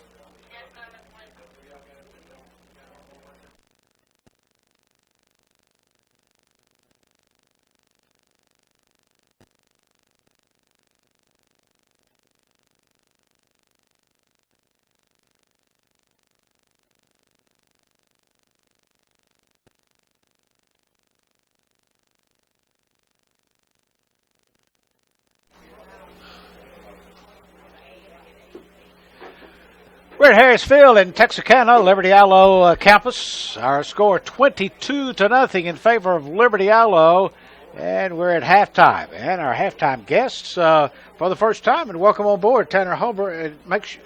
Correct me if I mispronounced your name. Hollabear. Yes, sir. It's Tanner Hollabar. Hollabar. Okay. It's good to be on. B-A-R, not B-E-R. Yes, sir. And a while ago, I was misunderstanding the B altogether. But anyway, you work for the Tribune, right? Yes, sir. Been working for the Mount Pleasant Tribune now for about a month. Just out of college, so I'm enjoying it. Enjoying covering some high school football. And you're out of college. Where was college? I went to Oklahoma State. Oh, all right. That's Cowboy territory. Yes, sir. Yeah. Ward's still not up there, is he? He was over the baseball program for years. Coach Ward, obviously not, because you're looking blank. Well, Josh Holliday is the new baseball coach up there. Holliday's the coach now. He's been there for about 2 years now. Ward was there, but that was several years ago, so he's long retired, I'm sure. And the reason I know that, my son went up there for a baseball camp one time, and when he got there, it was iced over, and they were slipping and sliding everywhere up there on the campus. What brings you to Texas besides a job? Well, actually, went to high school in Texas. Whereabouts? Maybank. Oh, So, yeah, okay. Graduated from Maybank High School in 2010, so went up to Oklahoma State, graduated with a sports media degree. Yeah. So came back home and working in East Texas again. And you've been here, you said, about 2 or 3 months now? I've been here for a month. A month today. And you are the sports editor for the Tribune? Yes, sir. Okay. First part of the half of this game belongs to Liberty Allo. What do you see here? Well, I mean, the things that the Tigers have been struggling with, the first 2 games, and the first game I'm talking about is John Tyler scrimmage. They struggled stopping quick running backs, and they just can't seem to get anything consistent moving on offense. They've been able to get some first downs here tonight, but they just can't keep, driving the ball down the field, and they can't stop the deep play. And they had Liberty Allo had some negated yards because of penalties, so the score could have been much worse for the Tigers. Well, both of them started out fumbling the ball. Liberty Allo did it twice and recovered it. Mount Pleasant once. I may have got that backwards, but I know there was 3 fumbles and 3 onside recoveries there, right there at the beginning of the first quarter. Liberty Allo, they've got their footing, and they decided, hey, we're doing pretty good in the air. Let's continue this, and they've gone to the air quite a bit here this first half. Yes, the first part of the game, you saw, the running back Hoof. He was running all over the place. Now they're throwing the ball down the field, too, getting that deep pass, and there were a couple of 3rd down and longs that the Tigers weren't able to stop that resulted in, the drives resulted in touchdowns. So if you see what I see, you're seeing that Mount Pleasant's defense is going to have to stop the receivers. Yes, sir. They're going to have to slow down the receivers and stop the big play, because they get them in 3rd and long, and they just can't stop that big play. Put a little bit more pressure on Freeman. He's done a pretty good job at quarterback. They had about 3 that they were looking at, and Coach Stephen Wells said that, he's kind of surfaced out on the top, and so they're going with him solid tonight, and he's doing a good job for him at the quarterback slot. Yeah, and the offensive line's giving him, some time. He's had enough time to let his receivers get open downfield, and he's hit those receivers downfield a few times. And some of them he hit, and they were called back, for their own mistakes or whatever. They had some of that problem last week or Thursday week ago against Gilmer, but seems like they've ironed some of that out, and they've are eliminating a lot of their turnovers tonight. Yeah, I mean, like you said, in the first half, Liberty Allo fumbled the ball a few times, but they were able to recover it. They were turning that ball over to Gilmer last week, and Gilmer was able to capitalize on those points. Tigers have not been able to get those fumbles, and the Leopards just keep moving the ball down the field. Mount Pleasant hasn't been able to penetrate the territory of Liberty Allo too much either on the ground or in the air. No, I mean, like I was saying, they just have not been able to get, a drive consistently moving. It's either a short run, and they have to punt. They've had plenty of 3 and outs already tonight. Griffin's he's missed on a few passes that would have resulted in first downs, and they just can't get it clicking. All right, you've got some stats on the game that you can give us here in a few minutes, right? Well, I've got the Yeah, kind okay. of the drive. Let's take a break. We'll come back. We'll let you run down the stats of what you got for Mount Pleasant's team, especially, and both teams. If you've got both of them, we'll have time for both. Talking to Tanner Holobar. Yes, sir. Is that right? Holobar. Holobar. B-A-R. Why can't I remember bar? I used to like that in college. But anyway, we'll be back with Tanner here right after this in 2.5 minutes on K-Lake 97.7 and the Internet. Well, I mean, what I have here is just kind of the drive. You know, I've got like the play.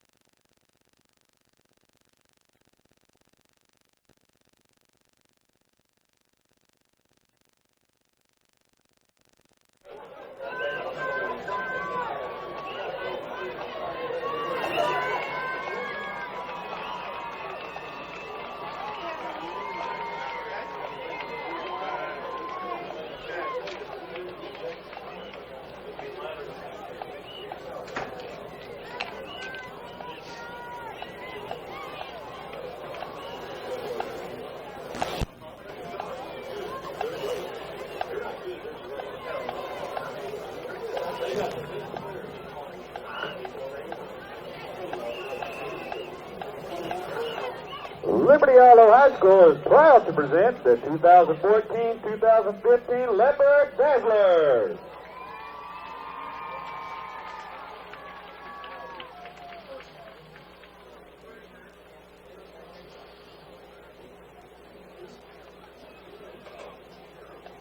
Let's go.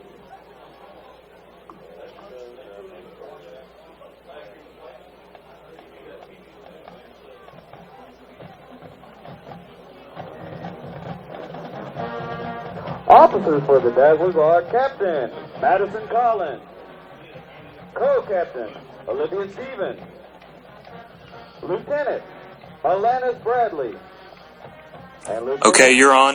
Chandra Lawler. We're back at Liberty Hollow Harris Field here in Texarkana. At halftime, our score 22-0 in favor of Liberty Hollow, and Tanner Holobar has stats in the first half of the game, so I'll turn it over and let you kind of hash it out for us. Yeah, and one thing that I've noticed, the touchdown drives for Liberty ILO, they started with great field position. Their first touchdown drive resulted Hunter lied, punting from his own 20, only made it to about his own 36-yard line. Liberty ILO was able to put that one in the end zone in just about 5 plays. Then Donnell Hoof has been returning some good punts. He's had about 2 that he's returned for about 30 yards, starting to drive at about the 50-yard line. When Huff's got the ball, he has determination written all over him when he's carrying the ball. And he is quick. You can see it. You can see it in his side steps. You can see it. You can just see it in the way he runs the ball, like you said. And, you know, he's a quick guy, and he moves laterally very well, and the Tigers are having trouble stopping him tonight. Okay, go ahead. I interrupted you. And then the second touchdown drive for the Leopards, an 87-yard touchdown drive. That took a lot of time off the clock. And Lockett scored his second touchdown of the game on that one. And since then, it's really just been all Liberty ILO. Just Mount Pleasant cannot get the ball moving on offense. Yep, they're probably working on that right now at halftime, figuring out what they can do defensively as well as offensively. Number one, they're going to have to do something offensively, or they're going to lose this one. Trailing it right now 22-0 here at half. Yeah, and I know when I talked to Coach Homer this week, he had said that what he noticed on film about Liberty Ilo was that they have speed. They have a lot of team speed, and we're seeing that tonight with Donnell Hoof, their quarterback. He hasn't run the ball a whole lot, but he's been able to run around in the backfield and wait for his guys to get open. And that's one thing that it just kind of looks like a mismatch for the Tigers, because they just can't stop those deep receivers either. I would take that they have more yards passing than they do rushing. Do you have that? Well, no, I don't have game stats. I've just kind of got the drive. I showed, and I know I've missed a few passes here, but I showed that they have about a total of 136 yards, both offense and defense. But I've missed probably a couple of plays there. That compared to Mount Pleasant, which is not being computed too well for me because I got a little problem here with my grid screen here on Excel. But anyway, Mount Pleasant I've got 22 yards on the ground, and they haven't passed that much anyway. So it's definitely Liberty Ilo has got more yards than they have offensively tonight. Yeah, and I mean that's just kind of the way it's been going so far this season for the Tigers. They just they struggle moving the ball down the field, and the other team gets their fast guys out there, and the defense just can't contain them, and they give up the big play, results in plenty of touchdown drives. Okay, we've got about 9:33 left here in halftime. Talking to Tanner Harlebar, and we'll be back right after this on KLIC 97.7 and the internet. Okay. Take 2.5. Is there anything else you want? That's kind of.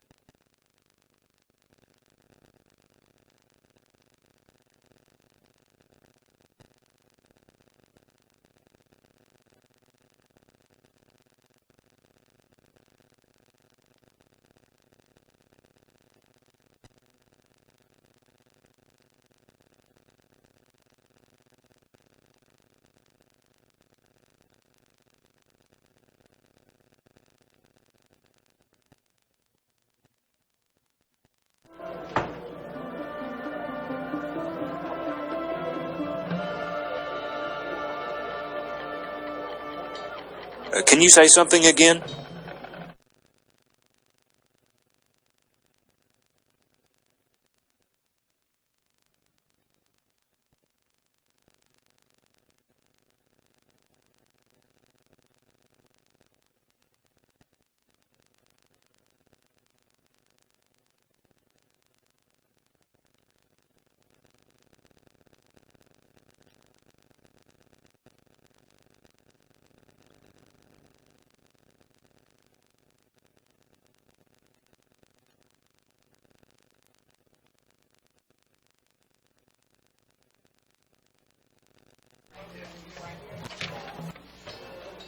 Back live at Harris Field in Texarkana, Liberty Ilo campus, where the Liberty Ilo Leopards are leading the Mount Pleasant Tigers by a score of 22-0 here at halftime.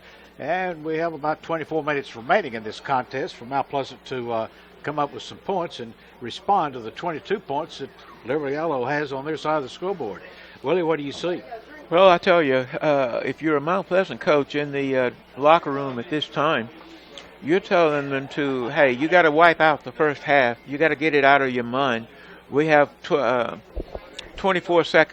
minutes here in the second half to come back and try to get back in this ball game.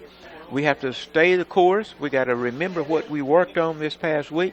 We got to execute, and we got to shut down defensively. We got to shut down the passing plays there. We got to keep them from getting outside. So keep your composure, stay focused. and let's get ready to play this second half and make sure that we leave it all out on the field. If you're the Liberty Allo coach over on the other side, you're saying, okay, we jumped out, we have a 22-point lead, we can't get complacent. We have to continue to play and do the things that got us the lead in the first half. So let's continue to do what we have done, and let's continue to keep it and pour it on. So it's going to be an uphill struggle for the Mount Pleasant Tigers. Not impossible. It can be done. But the Tigers are going to have to maintain and stay after the Leopards and shut down the passing plays, and at the same time try to cut down the running backs and the quarterback from getting outside and turning the corners. Once again, 22-0 is our score, and that's at halftime. I haven't really been looking to see what other scores were. I haven't seen anything else from the Sulphur Springs scores, but we can come up with a few scores here for you if we have to. Well, Sulphur Springs is leading 31-0 in the third quarter. Well, they were leading the last time I got anything from Sulphur Springs. And we've got 49-0 Gladewater. They're leading their game right now. The Bears have about a minute left in the second quarter in their game. Marshall Mavericks tonight, they had a long TD run by Haller. I don't have a score from the Marshall Mavericks, but that was the last I heard of them. And Lynch threw a 65-yard touchdown pass to Marcus Morton for Gilmer Buckeyes tonight. 31-7 is the score on that with 9:16 left in the second quarter for the Gilmer Buckeyes. And let's see what else we got. Of course, when I want something, nobody's sending anything. So anyway, we'll pass them along to you, and we'll have scoreboard immediately following this broadcast tonight on Star 96.9 and K-Lake 97.7, which you're listening to right now, as well as our Sulphur Springs station, Star 95.9. Star 95.9 carrying the Sulphur Springs Sherman game as we speak. And K-Lake carrying the Wascom Paul Pewitt, Star 96.9 carrying the Wascom Paul Pewitt game tonight, game of the week. And our Paris stations carrying North Lamar and Paris contest as well tonight. So we'll have the scores for all of those and other teams around the Northeast Texas area that we cover on Goal Line. You can go to our website at easttexasradio.com, click on sports, and you can maneuver through and find where our Goal Line is and find what the scores are, as well as standings each week that's put up by Saturday afternoon, all the wins and loss records and points for and against on all teams that we're covering. 22-0 is our score. We'll be back in 2.5 minutes for the second half of this game. Liberty Allo leading it once again 22-0. We'll be back right after this on K-Lake 97.7 and the internet.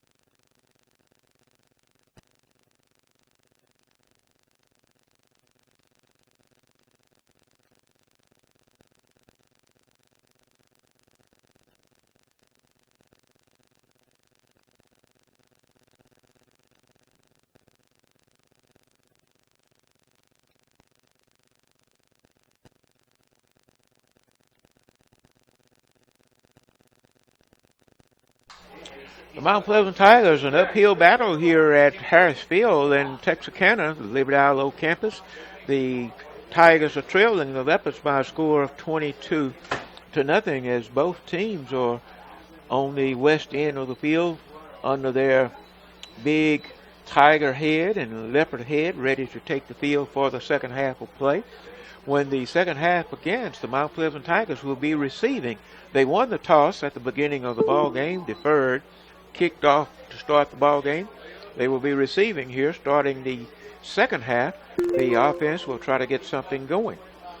Coach Homer wants to get his running game going to try to take some pressure off of James Griffin so that he can throw the football, have some open receivers downfield. But the Leopards have been stacking it, and the linebackers have been running and swarming to the ball, trying to shut down the running game of the Tigers. We'll see what kind of adjustments have been made by the Tigers as we get ready. Both teams are coming out on the field now. The second half will be starting here in just a few minutes. And Clint, have you been able to get any more scores? I think that the score a few minutes ago was that the Texas High Tigers and Arkansas High Tigers, if that's who's playing tonight, are they playing tonight? Yes, they have the crosstown rival going on over here in Texarkana between Texas High and Arkansas High. You had a score on that? I think that's 7-7 right now. Oh, tied up. Okay. We're 22-0 here at Harris Field, not too far from where that action's going on. And that's supposed to be played at Memorial Stadium tonight, I think. Texas High hosting that rivalry tonight, best I recall. And I was having a little internet problems while that's the reason I couldn't get any scores a while ago. We have John Tyler, Longview, Chapel, White House, Quitman, Gorman halftime. We have no scores on those, but at least they mentioned it. Abilene Wiley, which that's way out west, playing Burnett High School, 27-9. We don't need that one. Well, Lamar 21, Whitesboro 21. That's tied up at halftime. White House was leading their ball game, and Gorman was leading theirs. Wascom leading Paul Pewitt. That's our game of the week being broadcast on Star 96.9. And Wascom leading that one 35-6 over Paul Pewitt at halftime. JT, John Tyler 27-10 in the third quarter with 8:55 showing at Longview. So if John Tyler holds on, Longview will be dropping their second ball game of the season. Be 0-2. You're right. Getting ready for a kickoff here at Harris Field at Liberty Isle. We have 24 minutes left in this contest. 2 quarters remaining. Score 22-0 Liberty Isle. Here's the kick by Liberty Isle. Mount Pleasant receiving. And coming down with it at about the 10-yard line is Mount Pleasant. Taking it downfield, holding one arm out stiff, has some running room, carrying it across the field to the far side, finally falls down. The ball carrier appears to be Jaquil Rogers, and he carries it all the way across the 50 midfield, and it's going to be on about the 48-yard line of Liberty Isle, appears, or 49, somewhere in that area. So it'll be 1st and 10 for Mount Pleasant. They have fairly decent field position on a good return by Rogers. They're going to put it on about the 48. Oh, it was 49. That should be 48. Clock says 49, and the ball looks more like on the 48 to me. So it'll be 1st and 10 for Mount Pleasant, needing 48 yards for pay dirt. And that took 10 seconds off the clock. Mount Pleasant needs to get on the scoreboard here on this first possession of the second half. And we have Griffin drifting back, showing pass, and he is immediately brought down, sacking him behind the line of scrimmage. It's Liberty Isle's Richard Manor, and that's a loss of yards. He didn't have any time at all that time as the blitz was coming, and he lost big yardage that time all the way back to the 43-yard line. About 7 yards loss on the play. 2nd and 20 is what the clock says. He lost 10 yards. 2nd and 20 from the 43 of Mount Pleasant. Going the wrong direction there. Nobody open and everybody coming, and here they come again. This time manages to come up with the ball. That's Rogers, has running room in open field. Brought down from behind and sacked in the front, or knocked Cuckoo in the front. And he lacks about 2 yards, having a first down. Ball carrier for Mount Pleasant, Jaquil Rogers. Rogers on a pass. And he picks up about 18 of that 20 that they needed. 3rd and 2 now from the 39.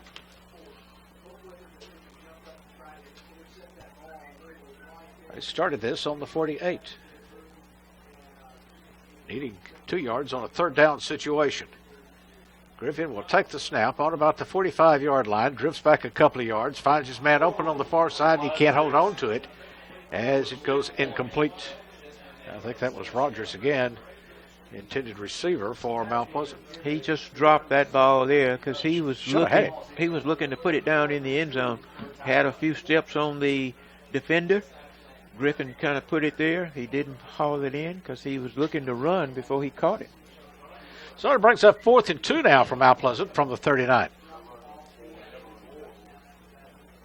And it appears that they probably going to try to go for it. Jeremy Johnson will be back deep. And he moves back up a little closer to the line of scrimmage. Griffin backs away now from the center. Here is the snap, going for it, looking for receiver, being rushed, and it goes to the right-hand side.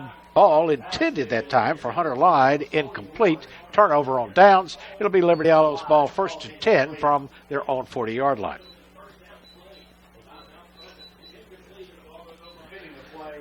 So 60 yards needed for Liberty Yellow as they lead this 22-0, and Mount Pleasant having a hard time of getting any traction here against the Liberty Yellow defense as they have put the rush on Griffin as he's trying to go to the passing department.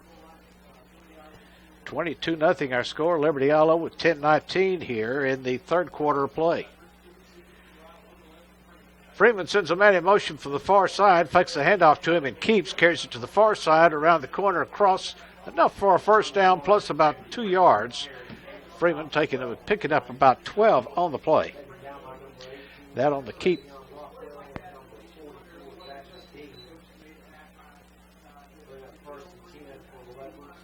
And as I have it, that's 23 yards tonight for Freeman. 1st and 10 now from the 47. Started on the 40 of Liberty Yellow. It's on the 47 now of Mount Pleasant. Here's the snap. Handoff coming to the near side. Runs into a little resistance and finally brought down. Ball carrier is going to be Ricardo Lockett. And he'll be brought down after picking up about 4 yards on the play. And it shows that Liberty Yellow is going to be grinding it out on the ground here a little bit more. The first half, they decided using the airmail was the way to go, and as a result, they're up 22-0. The last few plays, they're keeping it on the ground and playing conservative. Here's the snap, and another running play. This is going to be Huff, and he is hammered as he gets back up to the line of scrimmage by Jeremy Johnson. Going to lose about 2 yards on that play.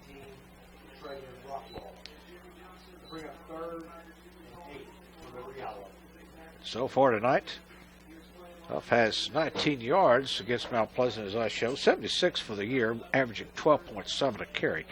3rd and 8 now for Liberty Yellow from the 44. 44 Mount Pleasant. Sending a man in motion. Fake a handoff. Now looking for a receiver. Way downfield, and it's going to be a touchdown in the hands of Malcolm Grant. 6 points, Liberty Yellow. That looked easy. And that is for 46 yards. 46-yard pass to Grant. Malcolm Grant. Happens to be a 165-pound senior receiver, plays safety some. Came up with pay dirt for Liberty Yellow on that one. And they try to go for 2 and make it. So the score goes up 30-0 in favor of Liberty Yellow with 8:44 remaining in the third quarter. We'll be back in 60 right after this on K-Lake 97.7 and the Internet.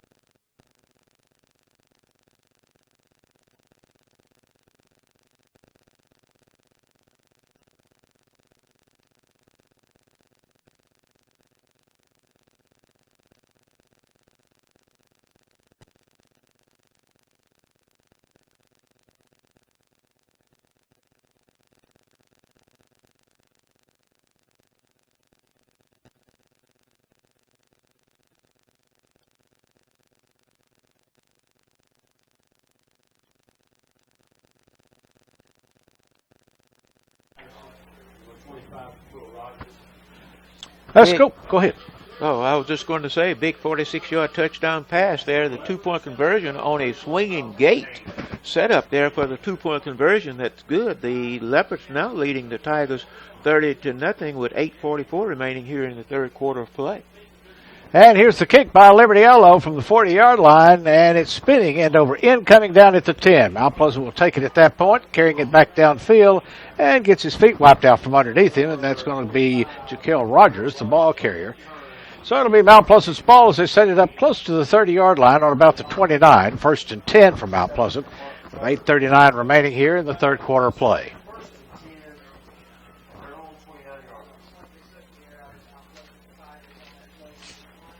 Mount Pleasant's having trouble getting an offensive effort together against the Liberty Yellow Leopards defense tonight here in Texarkana. Trailing at 30-0 here in the second half. Well, we knew that the linebackers for the Leopards were going to be pretty quick and would do some blitzing, and they run to the football extremely well. Yeah, especially Donnell Hoof. We saw him last year. He's a senior. This is his last year for the Leopards, and he's a good-looking ball player.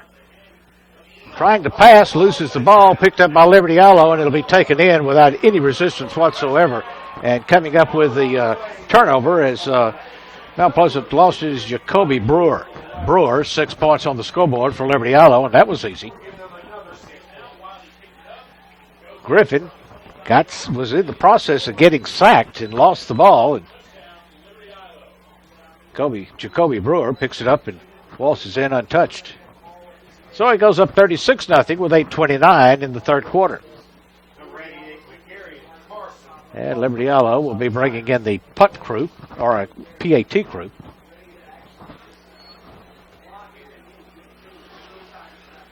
And doing the honors punting for Liberty Yellow is going to be Dalton Turner.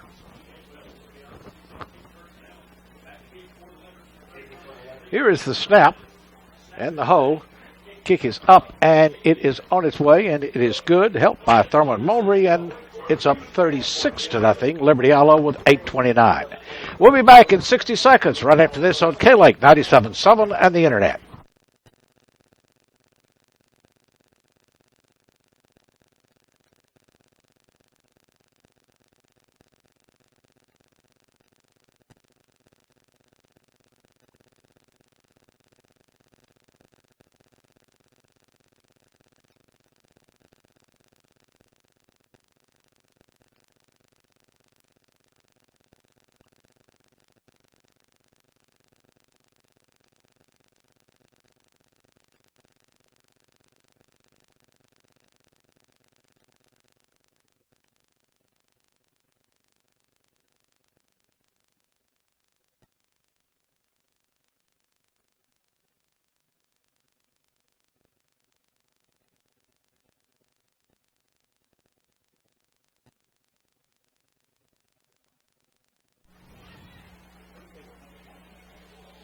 Tough break for the Mount Pleasant Tigers there. The ball was on the 29-yard line after the kickoff, and Griffin had the ball, and it looked like he was going to try to hand it off there. He was caught. The ball was fumbled, and Liberty Yellow picks it up on the 27, races it in for another touchdown. The PAT is good. It's 37-0 with 8:29 remaining now in the third quarter of play as Liberty Yellow get ready to kick off one more time.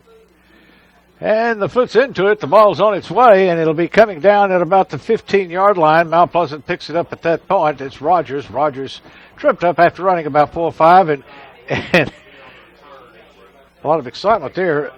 We had Lamont Bird hitting one of his own players there in the excitement of them leading this thing 37-0. 1st and 10 from Mount Pleasant, and it'll be on their own 40-yard line. 60 yards needed for a touchdown, which they have not seen tonight. As Liberty Yellow trying to shut out Mount Pleasant Tigers. 1st and 10. And the ball's on the 33, not the 40. And that doesn't even look like I guess it's the 33, yeah. 1st and 10 from the 33. Mount Pleasant's ball moving it left to right.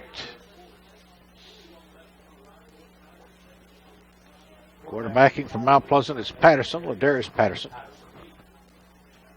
Takes the snap and handoff around the far side. Carrying the ball is going to be Hunter Lyde. Lyde gets back to the line of scrimmage, and it'll be 2nd and 10. No gain on the carry. He may have picked up a yard, according to the marker on the far side of the field anyway.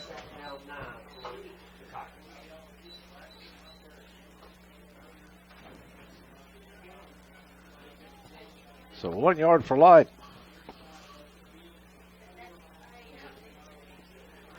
Second and 9 from the 34.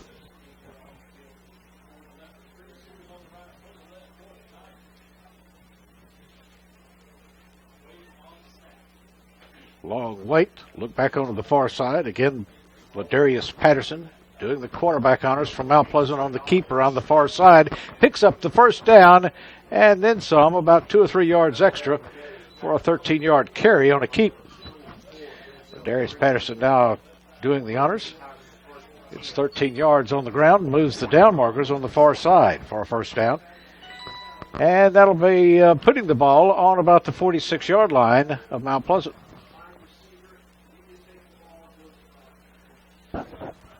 Started out on the 33. Now we're at the 46. Here's the snap. Again on the keep. Patterson has it.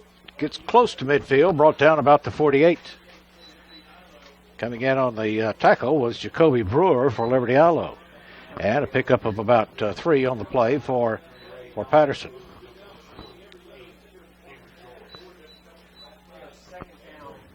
So 2nd down and 7 needed now for Mount Pleasant from the 49. 37-0, Liberty Allo leading. Mount Pleasant's ball, 2nd and 7 from their own 49, midfield.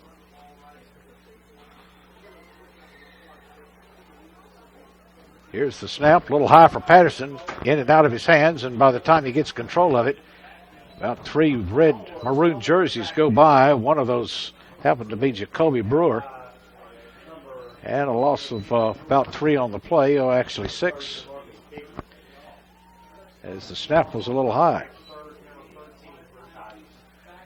So 6:13 and counting here in the 3rd quarter. Liberty Allo up 37-0. It's Mount Pleasant's ball, 3rd and 13 now from the 43, with Ladarius Patterson doing the honors at quarterback in place of Griffin. Here's the snap. Throw to the far side. In and out of the hands of the intended receiver. Incomplete. And the pass that time intended for Terry Johnson. And he was well covered that time. He didn't catch the ball. It probably would have been another loss there had he been able to catch it, but it's going to bring up a 4th down now and a punting situation for the Tigers. 5:52 remaining in the 3rd quarter. 37-0 Liberty Allo. Mount Pleasant will be punting the ball away again on a possession without any score on their side of the scoreboard. A high snap again by the center, managed to come to the near side, get a kickoff, and it rolls down to the 25, across the 25, and rolls out of steam at the 20. So it'll be 1st and 10 from the Liberty Allo 20 for the Leopards.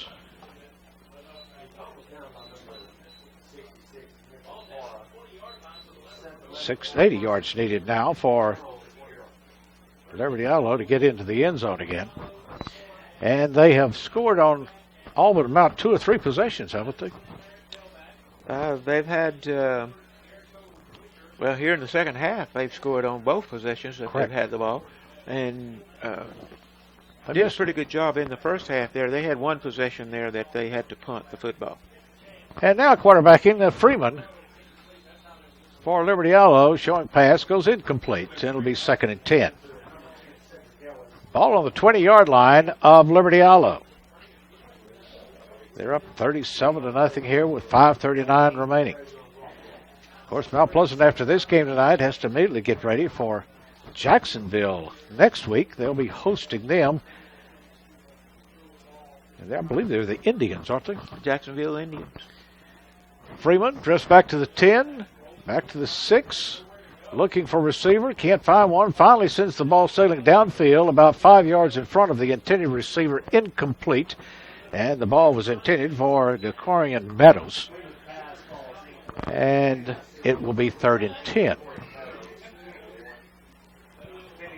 And the Indians last year went 0 for 10, not winning a game, and last week defeated Pine Tree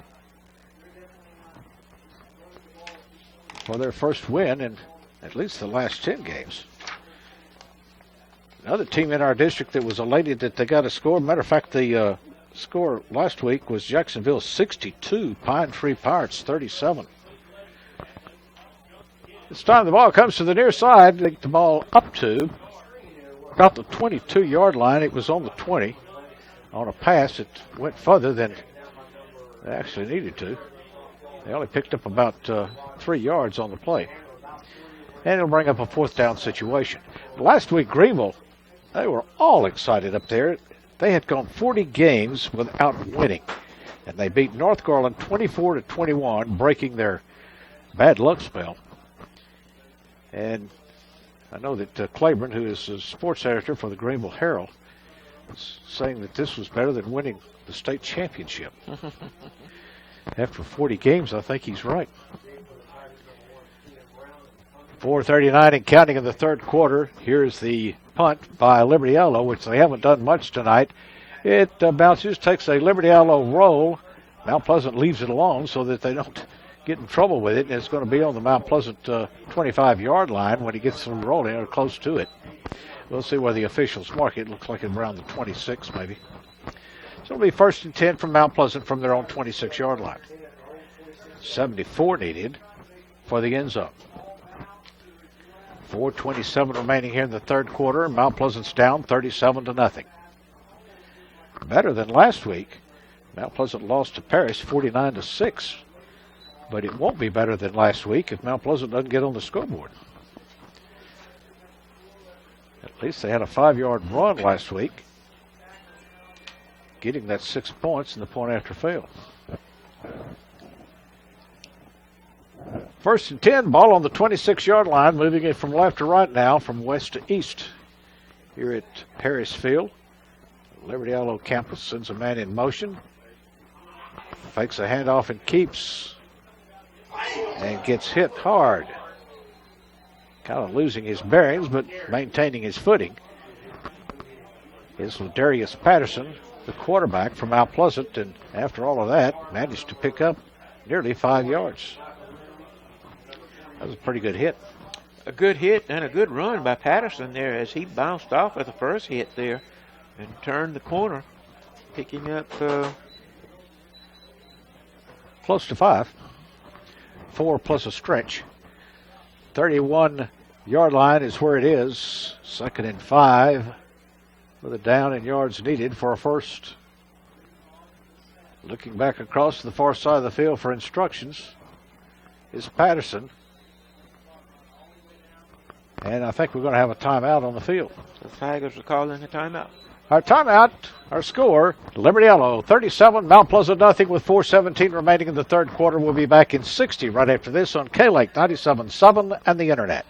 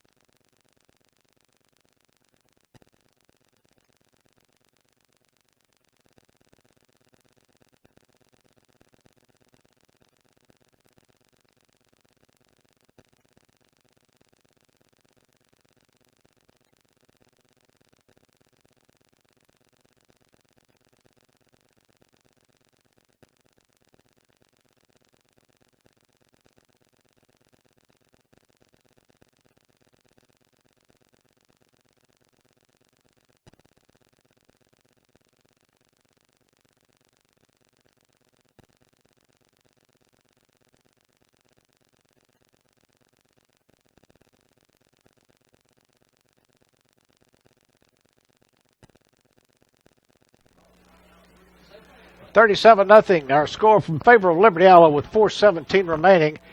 Here's Patterson taking the snap on the keep, coming to the near side. Gets caught from behind as he crosses the 30 up to about the 32.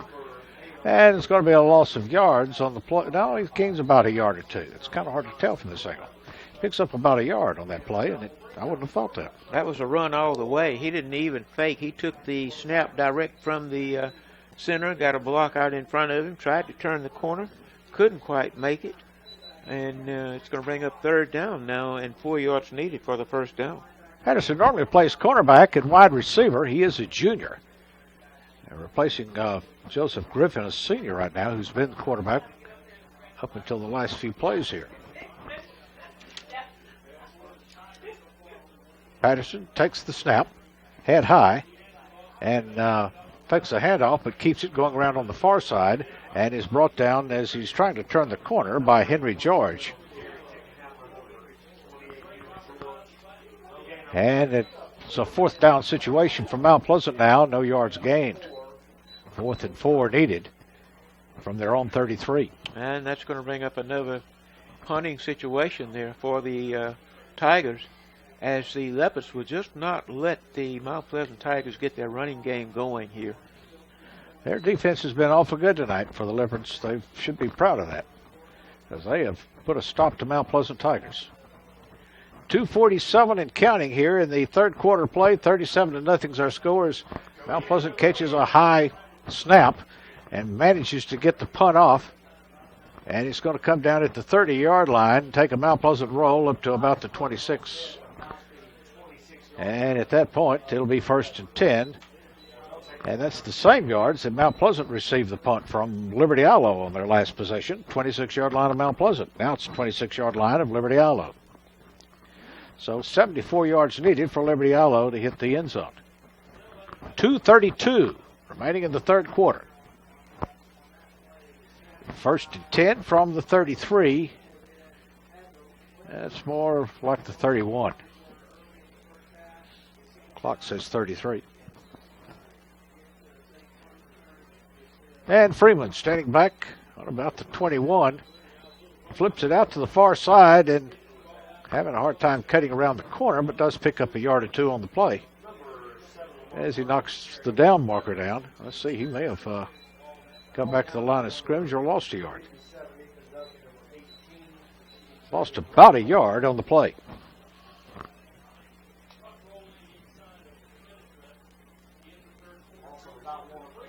So it's 2nd and 9. Oh, picked up a yard. The clock's got it. It's actually 11. From the 27. Now the ball coming to the near side. And pushed out of bounds at about the 39. Ball carry, quarterback, Keeman Freeman of the Leopards. 152 and picks up enough for a first down plus about a yard. So about a 10-yard carry by Freeman on the play. Both quarterbacks now managing to carry the ball themselves on keeps. Mount Pleasant and Liberty Allo. As Liberty Allo has kind of shut down the passing, and as I say that, he's looking for a receiver. Steps out of the pocket, comes to the near side, and is tripped up at about the 35. Upset that he didn't gain more, couldn't find a receiver open. Freeman slaps the ground and gets up. The ball, we have a flag where the ball went down, so we'll see what the penalty's about. Well, it looked as though Mount Pleasant was going to be offside. And that's going to be a 5-yard penalty. And now they're stepping it off, yes, against the Tigers for offside. So it'll be 1st and 5 now from the Leopards' 41. Here's the snap. Ball carrier for Liberty Allo is Bird. Another flag on the field at about the 39. And this time they put the ball down on the 40 until they get the wrinkles ironed out. And there's about a yard loss on the play, and the flag will determine where the ball ends up. This will be against Liberty Allo, and it's declined by Mount Pleasant, or it's offsetting. So it'll bring up a 2nd down, and about 7 needed for a first down for the Liberty Allo Leopards.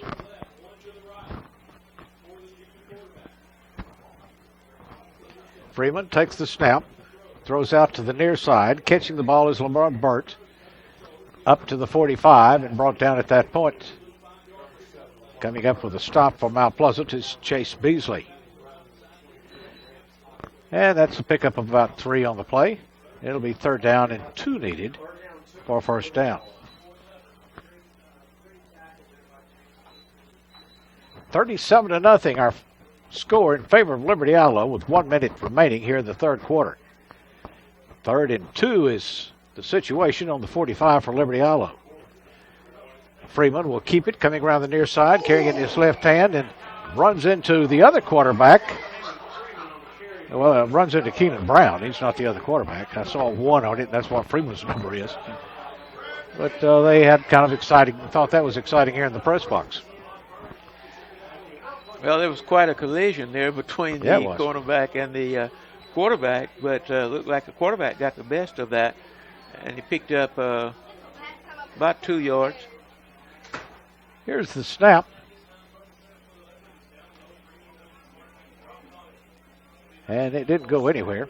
If anything, loss of some yards on the play. As they move the down mark on the far side, back about 5 yards. 2nd and 15. Yeah, maybe a little further than 5 yards, closer to 6. So the ball's going to be on the 44-yard line. 56 yards needed for the end zone for Liberty Allo on a 2nd down and 18 situation. Freeman drifts back and gets hit at the same time he's about to try to decide what to do with the ball. And coming up with that hit for Mount Pleasant is going to be Chase Beasley for a loss of yards. And Liberty Allo is going backwards here all of a sudden as they go back to about the 33-yard line. All the way from the 44, loss of 11. And we got a timeout on the field. With a timeout, our score, Liberty Allo 37, Mount Pleasant nothing. We've got a timeout because it's the fourth quarter. We'll be back in 60 right after this on K-Lake 97.7 and the Internet.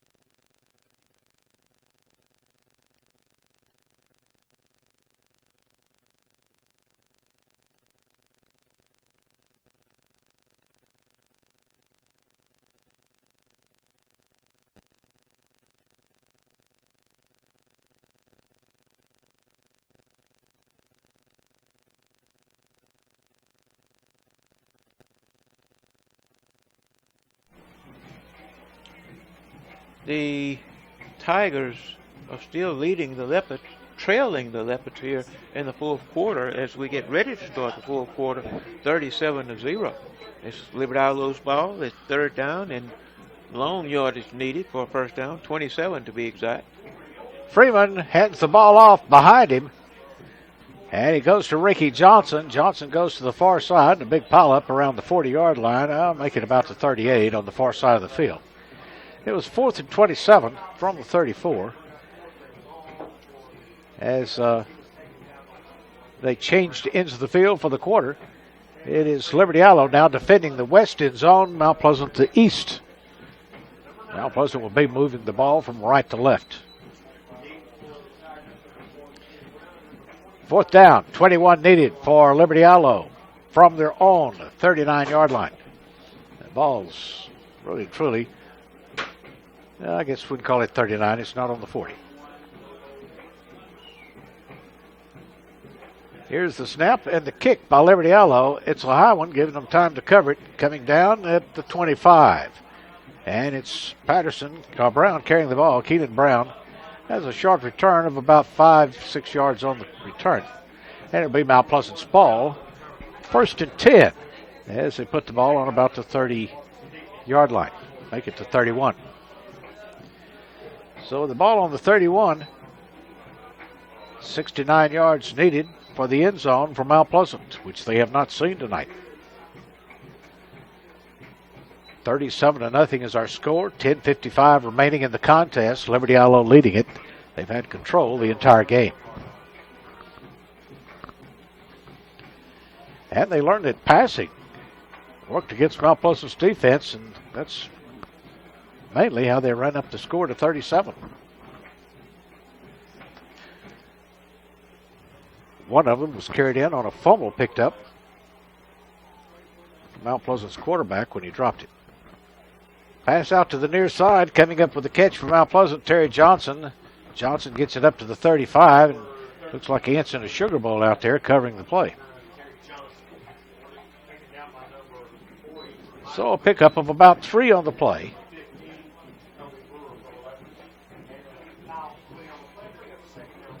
And that's going to be credited to Terry Johnson.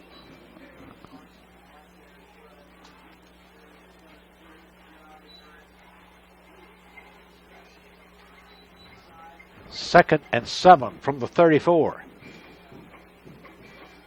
Here's the snap. Throw, finds his receiver at midfield. Coming up with the ball from Mount Pleasant is going to be Jaquel Rogers. And Griffin back in at quarterback on the throw. So looking at one or two quarterbacks here from Mount Pleasant tonight. Darius Patterson has gotten the honor a few times. Now Griffin back in. And it's a 1st and 10 from the 42 as Mount Pleasant picked up a first down on the last play. 10 minutes remaining in the fourth quarter. 37-0. Liberty Aloe leading.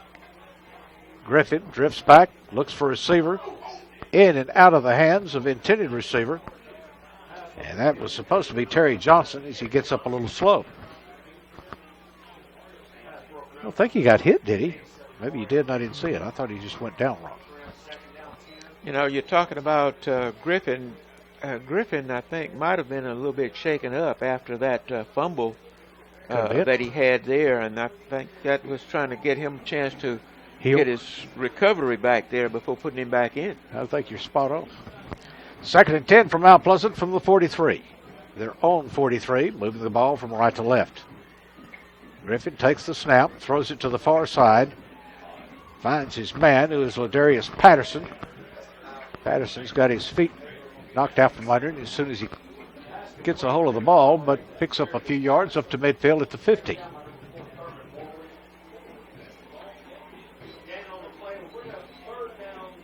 Patterson picking up about 7 yards on the play, 6. And it's 3rd and 4 from midfield. Griffin looking back over to the coach, offensive coach, and Coach Homer. Takes the snap, throws the ball to the far side, in and out of the hands of intended receiver Patterson, and complete. So it's a 4th down situation now at 50-yard line. And Mount Pleasant's seen that more than once tonight on a fourth down situation. And 4th and 4 on the 50. It appears they're going to go for it. Liberty Aloe has had better field position than the 50-yard line tonight. More than one occasion. Griffin slaps his hands a few times. From the 45, takes the snap, looking for a receiver, throws it to the far side, in and out of the hands of the intended receiver from Mount Pleasant, who is Zachary Dean. Incomplete. So it's 1st and 10, the turnover on downs. Liberty Aloe's ball now at midfield. Liberty Aloe leading it 37-0 with 9:04 remaining in the game. All Liberty Aloe has to do is just hold on to the ball, and they've got this one in the bag. It's going to be a lot of scoring from Mount Pleasant to recover a 37-point deficit. And they haven't been able to move the ball against Liberty Aloe's defense that much. Here's the snap. Handoff. Turns, goes into the crowd. Ball carrier is Cameron Livingston. Hadn't seen or heard too much of him tonight. He had a pretty good run against Gilmer last week. Matter of fact, 15 yards. His first carry tonight, and it is all for naught. It's still 2nd and 10. 8:40 and counting. 37-0, Liberty Allo. The Leopards ball on the 50-yard line. Actually, the entire ball is just on the 50, inside the 50, on the Liberty Allo side of the midfield. Here's the snap. Handoff. Same carrier again. Taking the ball is Cameron Livingston. And Witcher, Greco Richer, doing the quarterback honors now in place of Freeman for Liberty Allo. Pickup of 9 on the play by Livingston. And it's 3rd down and 1 from the 41-yard line. 41-yard line of Mount Pleasant. Witcher again. Hands off. Ball carries through the center on a draw play. Up to about the 36. Several getting up, and appears that the ball carrier that time for Liberty Allo was DeMarcus Hugh. And it's 1st and 10 for Liberty Allo on the 37-yard line, roughly, of Mount Pleasant.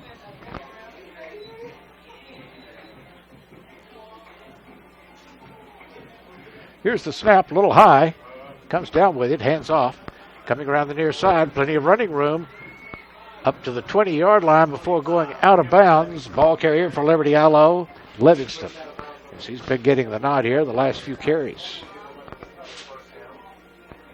And that was enough for a 1st down as well. The 37 to the 25. About a 12-yard pickup. 1st and 10 from the 36 now. Actually, that's the 29. I keep looking at the clock, and they really don't have what the ball's on out there. Now they got the 23-yard line. And it's closer really to the, we'll call it 23rd. 23-yard line. 7 minutes now. Here's left in the game. And Livingston again diving across the 15 up to about the 13-yard line. And that's going to be close for a 1st down. Let's see where they put the ball. He may be shy about a yard. Well, they're just keeping it on the ground right now. They don't playing conservative. They don't want to have to put it in the air, and they're just keeping it on the ground and don't Running try the to clock. run it in. And running the clock at the same time. 6:30 and counting left in the game. 37-0 Liberty Allo. It's 2nd and 1 from the Mount Pleasant 14. 10 seconds showing on the play clock. So they drift back up to the line of scrimmage. Here's the snap. Handoff. Livingston. Nope, that's not Livingston. That's Hoof. He went flying through there, but obviously we have a flag on the play at about the 14, near side, as he picks it up. Illegal procedure penalty against Leopards. Go move it back 5 yards. So that makes it 2nd and 6. And the ball should be on the 19-yard line. Should be, but they haven't changed the clock yet.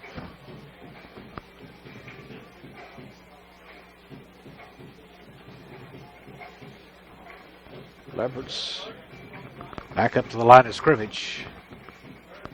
Here's the snap. Quarterback brings it on the near side. Decides to tuck it and run. And gets thrown out of bounds. Ball carrier is Witcher. He's quarterbacking now in place of Freeman. He got some action last week against Gilmer. As they are looking at about 3 possible quarterbacks here, but their main one that they go with is Freeman. But since they have the lead with 5:40 remaining, they're letting Witcher get some action as well at the quarterback position for the Leopards. Ball now on the 11-yard line. They'll pick up an 8 on the last carry by the quarterback.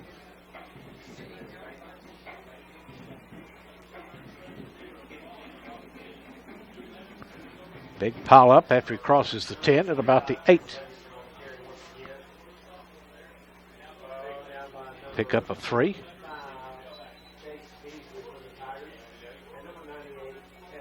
And the clock goes to 5 minutes. 5 minutes remaining. Our score 37-0. Liberty Allo Leopards It's 2nd and 8 needed for a first down. And they can get another first down before going into the end zone if they have to. With about 2 yards to spare there. Here's the pass. And it's comes up in the hands of Mount Pleasant player, which is Ashton Brown. And we'll put the ball back on about the 8-yard line. It'll be 3rd and 8 needed for Liberty Allo. No turnover. 4:38 remaining here in the fourth quarter. Quarterback on a keep coming around the near side. And may get close to the end zone. I don't know if he's going to get in or not. There's a big crowd down there trying to keep him out. And that appeared to be Linnell Hoof carrying the ball, but I picked up that wrong. I wasn't looking through my binoculars. Well, he didn't get in the end zone. No, he didn't. But it's going to be first down, first and goal from the 1, looked like.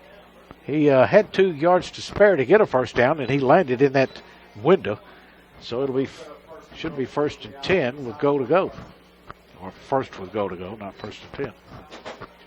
3:56, and it appears that the Liberty Allo Leopards may get on the scoreboard again here before the end of the game. The ball is on the 1-yard line. It'll be 43-0 if they get in. 3:40 at counting. Should be delay of game. Witcher hands off. Livingston goes in. Cameron Livingston has a touchdown, and he goes up another 6 points in favor of the Liberty Allo Leopards with 3:29 here in the fourth quarter. So 2 weeks in a row, Mount Pleasant's defense has allowed 40 or more points scored against them. And the difference between this week and last week is last week they managed to come up with 6 points. They haven't been able to do that tonight against the Leopards. A flag has been thrown. I think it's going to be delay of game against Liberty Allo, or too many men on the field maybe. And that will be backing the Leopards up on the extra point. They'll put the ball about the 8-yard line. 37-0, scoreboard says, in favor of the Leopards, 3:29. It should be more than that, shouldn't it? If they kick this, it'll be 44. Yep, and it is no good. So it's 43, but they have not changed the scoreboard. I don't think they're doing that to be nice. They just forgot to change the scoreboard.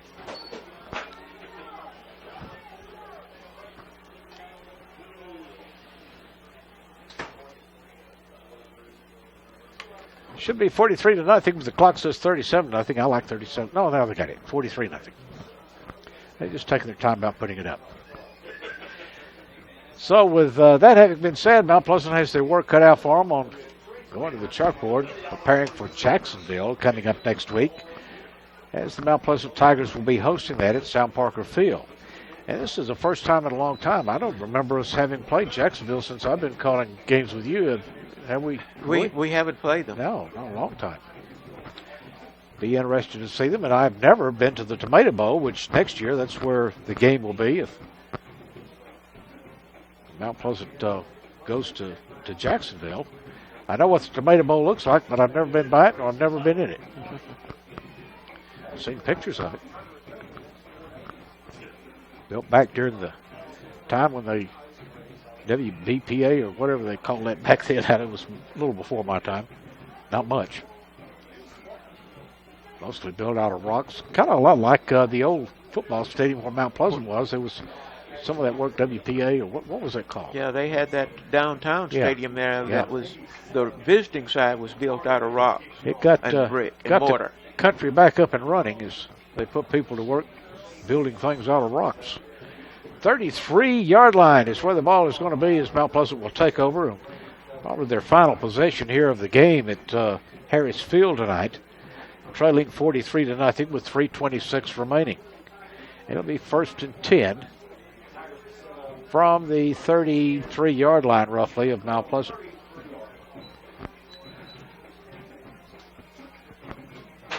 3:26 remaining in the contest. Mount Pleasant comes onto the field from the far side after a offside huddle.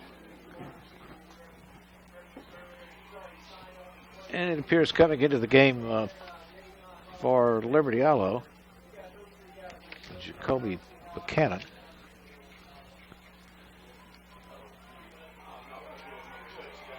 And we have a long catch and a run down the field. Is there any flags, Willie? No flags. And looks like Mount Pleasant got on the scoreboard. Jaquel Rogers carrying the ball on the catch. And that was from the 33-yard line for 67 yards. So again, this week, Mount Pleasant comes up with 6. Let's see if they can add to it now. That was a good play. It was. And it only took, they had it with 3:29 remaining on the clock. And it's 3:05, so it took 24 seconds. So 6 points better this week than last week, and if they can put a PAT up, it'll be 5 points better. 49-6 last week, 43-6 this week.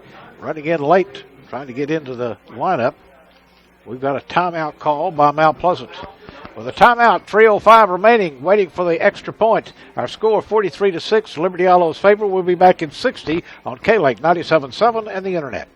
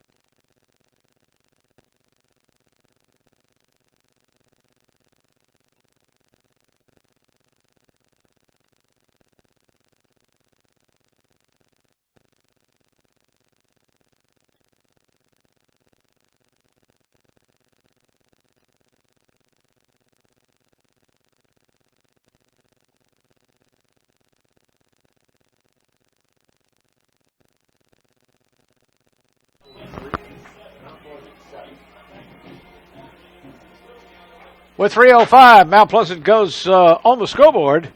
The extra point good. It's 43-7 now in favor of Mount Pleasant. We'll be back in 60 seconds on K-Lake 97.7 and the internet.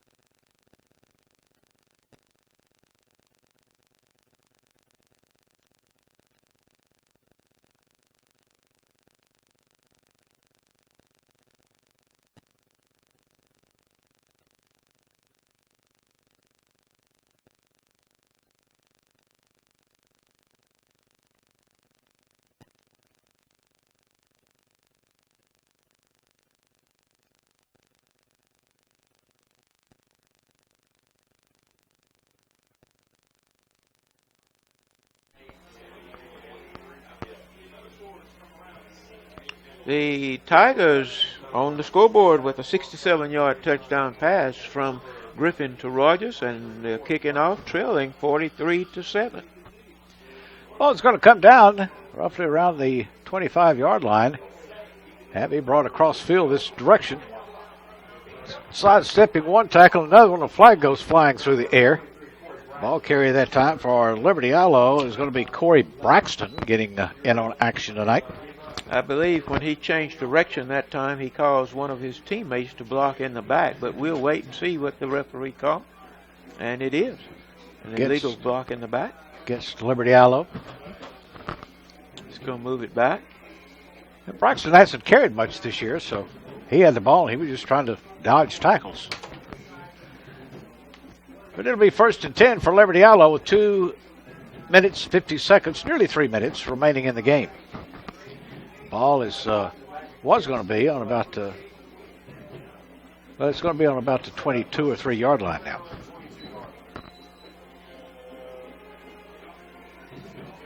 So 78 yards needed for Liberty Allo. They lead 43-7. So they take possession probably the last time during the game, and they'll be trying to run the clock out.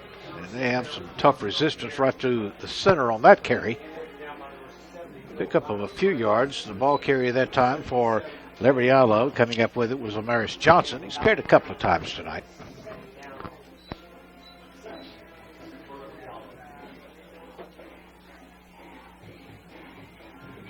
That time picking up 3 yards, giving a total tonight 9 yards. And they're going to let the majority of the 40-second clock run out before they snap the ball each time. 2:15 right now on the game clock.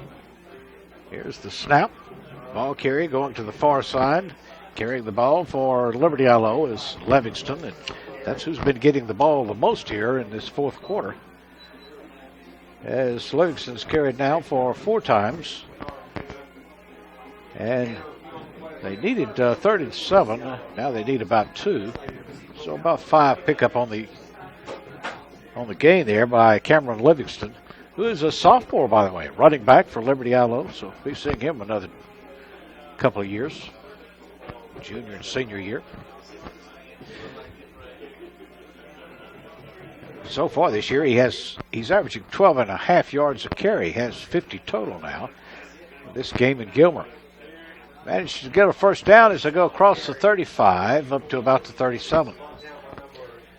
Ball was on the, I think it was on the 22, wasn't it? Started on the 22. Started on the 22, yeah. And right now it'll be 1st and 10 from the 37. 63 yards needed if they get on the scoreboard again with a minute left in the game. Now the clock's in the fast mode. I always like that in basketball, and it's the same thing here in football. 1st and 10 from the 37 for Liberty Allo, moving it left to right. Here's the snap. Livingston with the ball again across the 40 up to near the 45 before going out of bounds after he crosses the 45. And he's going to be brought down about the 46 when he goes out of bounds. About 9 on the carry, so it'll be 2nd and 1 needed for Liberty Allo from their own 37. And that's not the 37, that's the 47. 46 would be correct. And they're going to let the clock run out. That's going to be the last play of the ball game. And our final here is going to be Liberty Allo Leopards 43, Mount Pleasant 7. We'll be back with post game right after this on K-Lake 97.7 and the internet.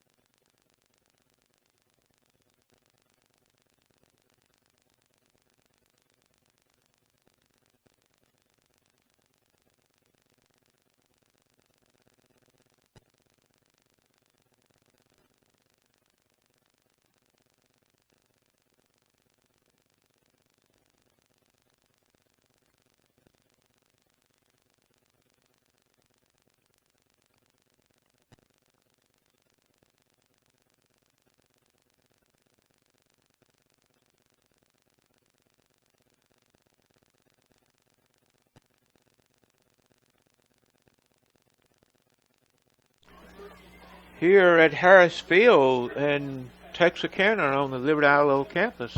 The Liberty Ilo Leopards defeat the Mount Pleasant Tigers by a score of 43-7, sending the Tigers to a season record of 0-2, while evening their record up to 1-1. The Leopards got on the scoreboard first there in the first quarter with 2 minutes and 14 seconds on a 3-yard touchdown run. The try for 2 points was good as they tried the swinging gate, and it was good as they threw a pass, and it took place in 5 plays.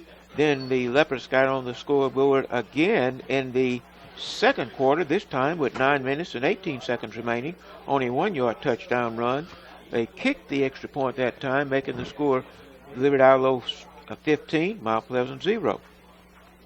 Got on the scoreboard one more time in the second quarter with 42.7 tenths of a second remaining, and this time on a pass for 24 yards. The PAT was good, and it was Liberty Ilo 22 at halftime, the Mount Pleasant Tigers 0. Liberty Ilo got on the scoreboard in the third quarter on a 46-yard touchdown pass play. It went for 2. It was good. Liberty Ilo 30, Mount Pleasant 0. With 8:29 remaining in the third quarter on a fumble recovery, the Liberty Ilo Leopards picked it up and carried it in from 27 yards out. The PAT was good. It was Mount Pleasant 0, Liberty Ilo 37. Final score for Liberty Ilo came with 3 minutes and 29 seconds remaining in the fourth quarter. This time on a 1-yard touchdown run. The PAT was no good as they got a penalty, moved them back 5 yards, tried the extra point kick. It went wide to the left, no good, and that was the final score for the Liberty Ilo Leopards of 43. The Mount Pleasant Tigers got on the scoreboard with 3:05 remaining in the fourth quarter on a 67-yard touchdown pass from James Griffin to Jakara Rogers. The PAT was good. It took place with only 1 play, giving the Mount Pleasant Tigers 7, the Liberty Ilo Leopards 43. Once again, the final score. The Liberty Ilo Leopards here defeating the Mount Pleasant Tigers. Harris Field, Texarkana, Liberty Ilo campus 43, the Mount Pleasant Tigers 7, giving the Mount Pleasant Tigers a 0-2 record for the season, and the Liberty Ilo Leopards a 1-1 record. And next week, the Mount Pleasant Tigers will be at home at Sam Parker Field as they will take on the Jacksonville Indians. And I don't know what the Jacksonville score is for the night. They are 0-1. They were 1-0 going into tonight's ball game, depending on how they were coming out tonight. We've got a few scores to pass along to you. Of course, goal line immediately follow this broadcast. Gladewater defeated Pittsburgh tonight 77-14. It was Wascom over Paul Pewitt 63-12. And Longview still looking for a win. John Tyler defeated Longview Lobos 41-25. Our score here once again 43-7 in favor of Liberty Ilo over Mount Pleasant. For Willie Williams, Chase Pennington back at the station, I'm Clint Cooper. Until next week, so long, everyone. Okay. All right, man. Take care. You too.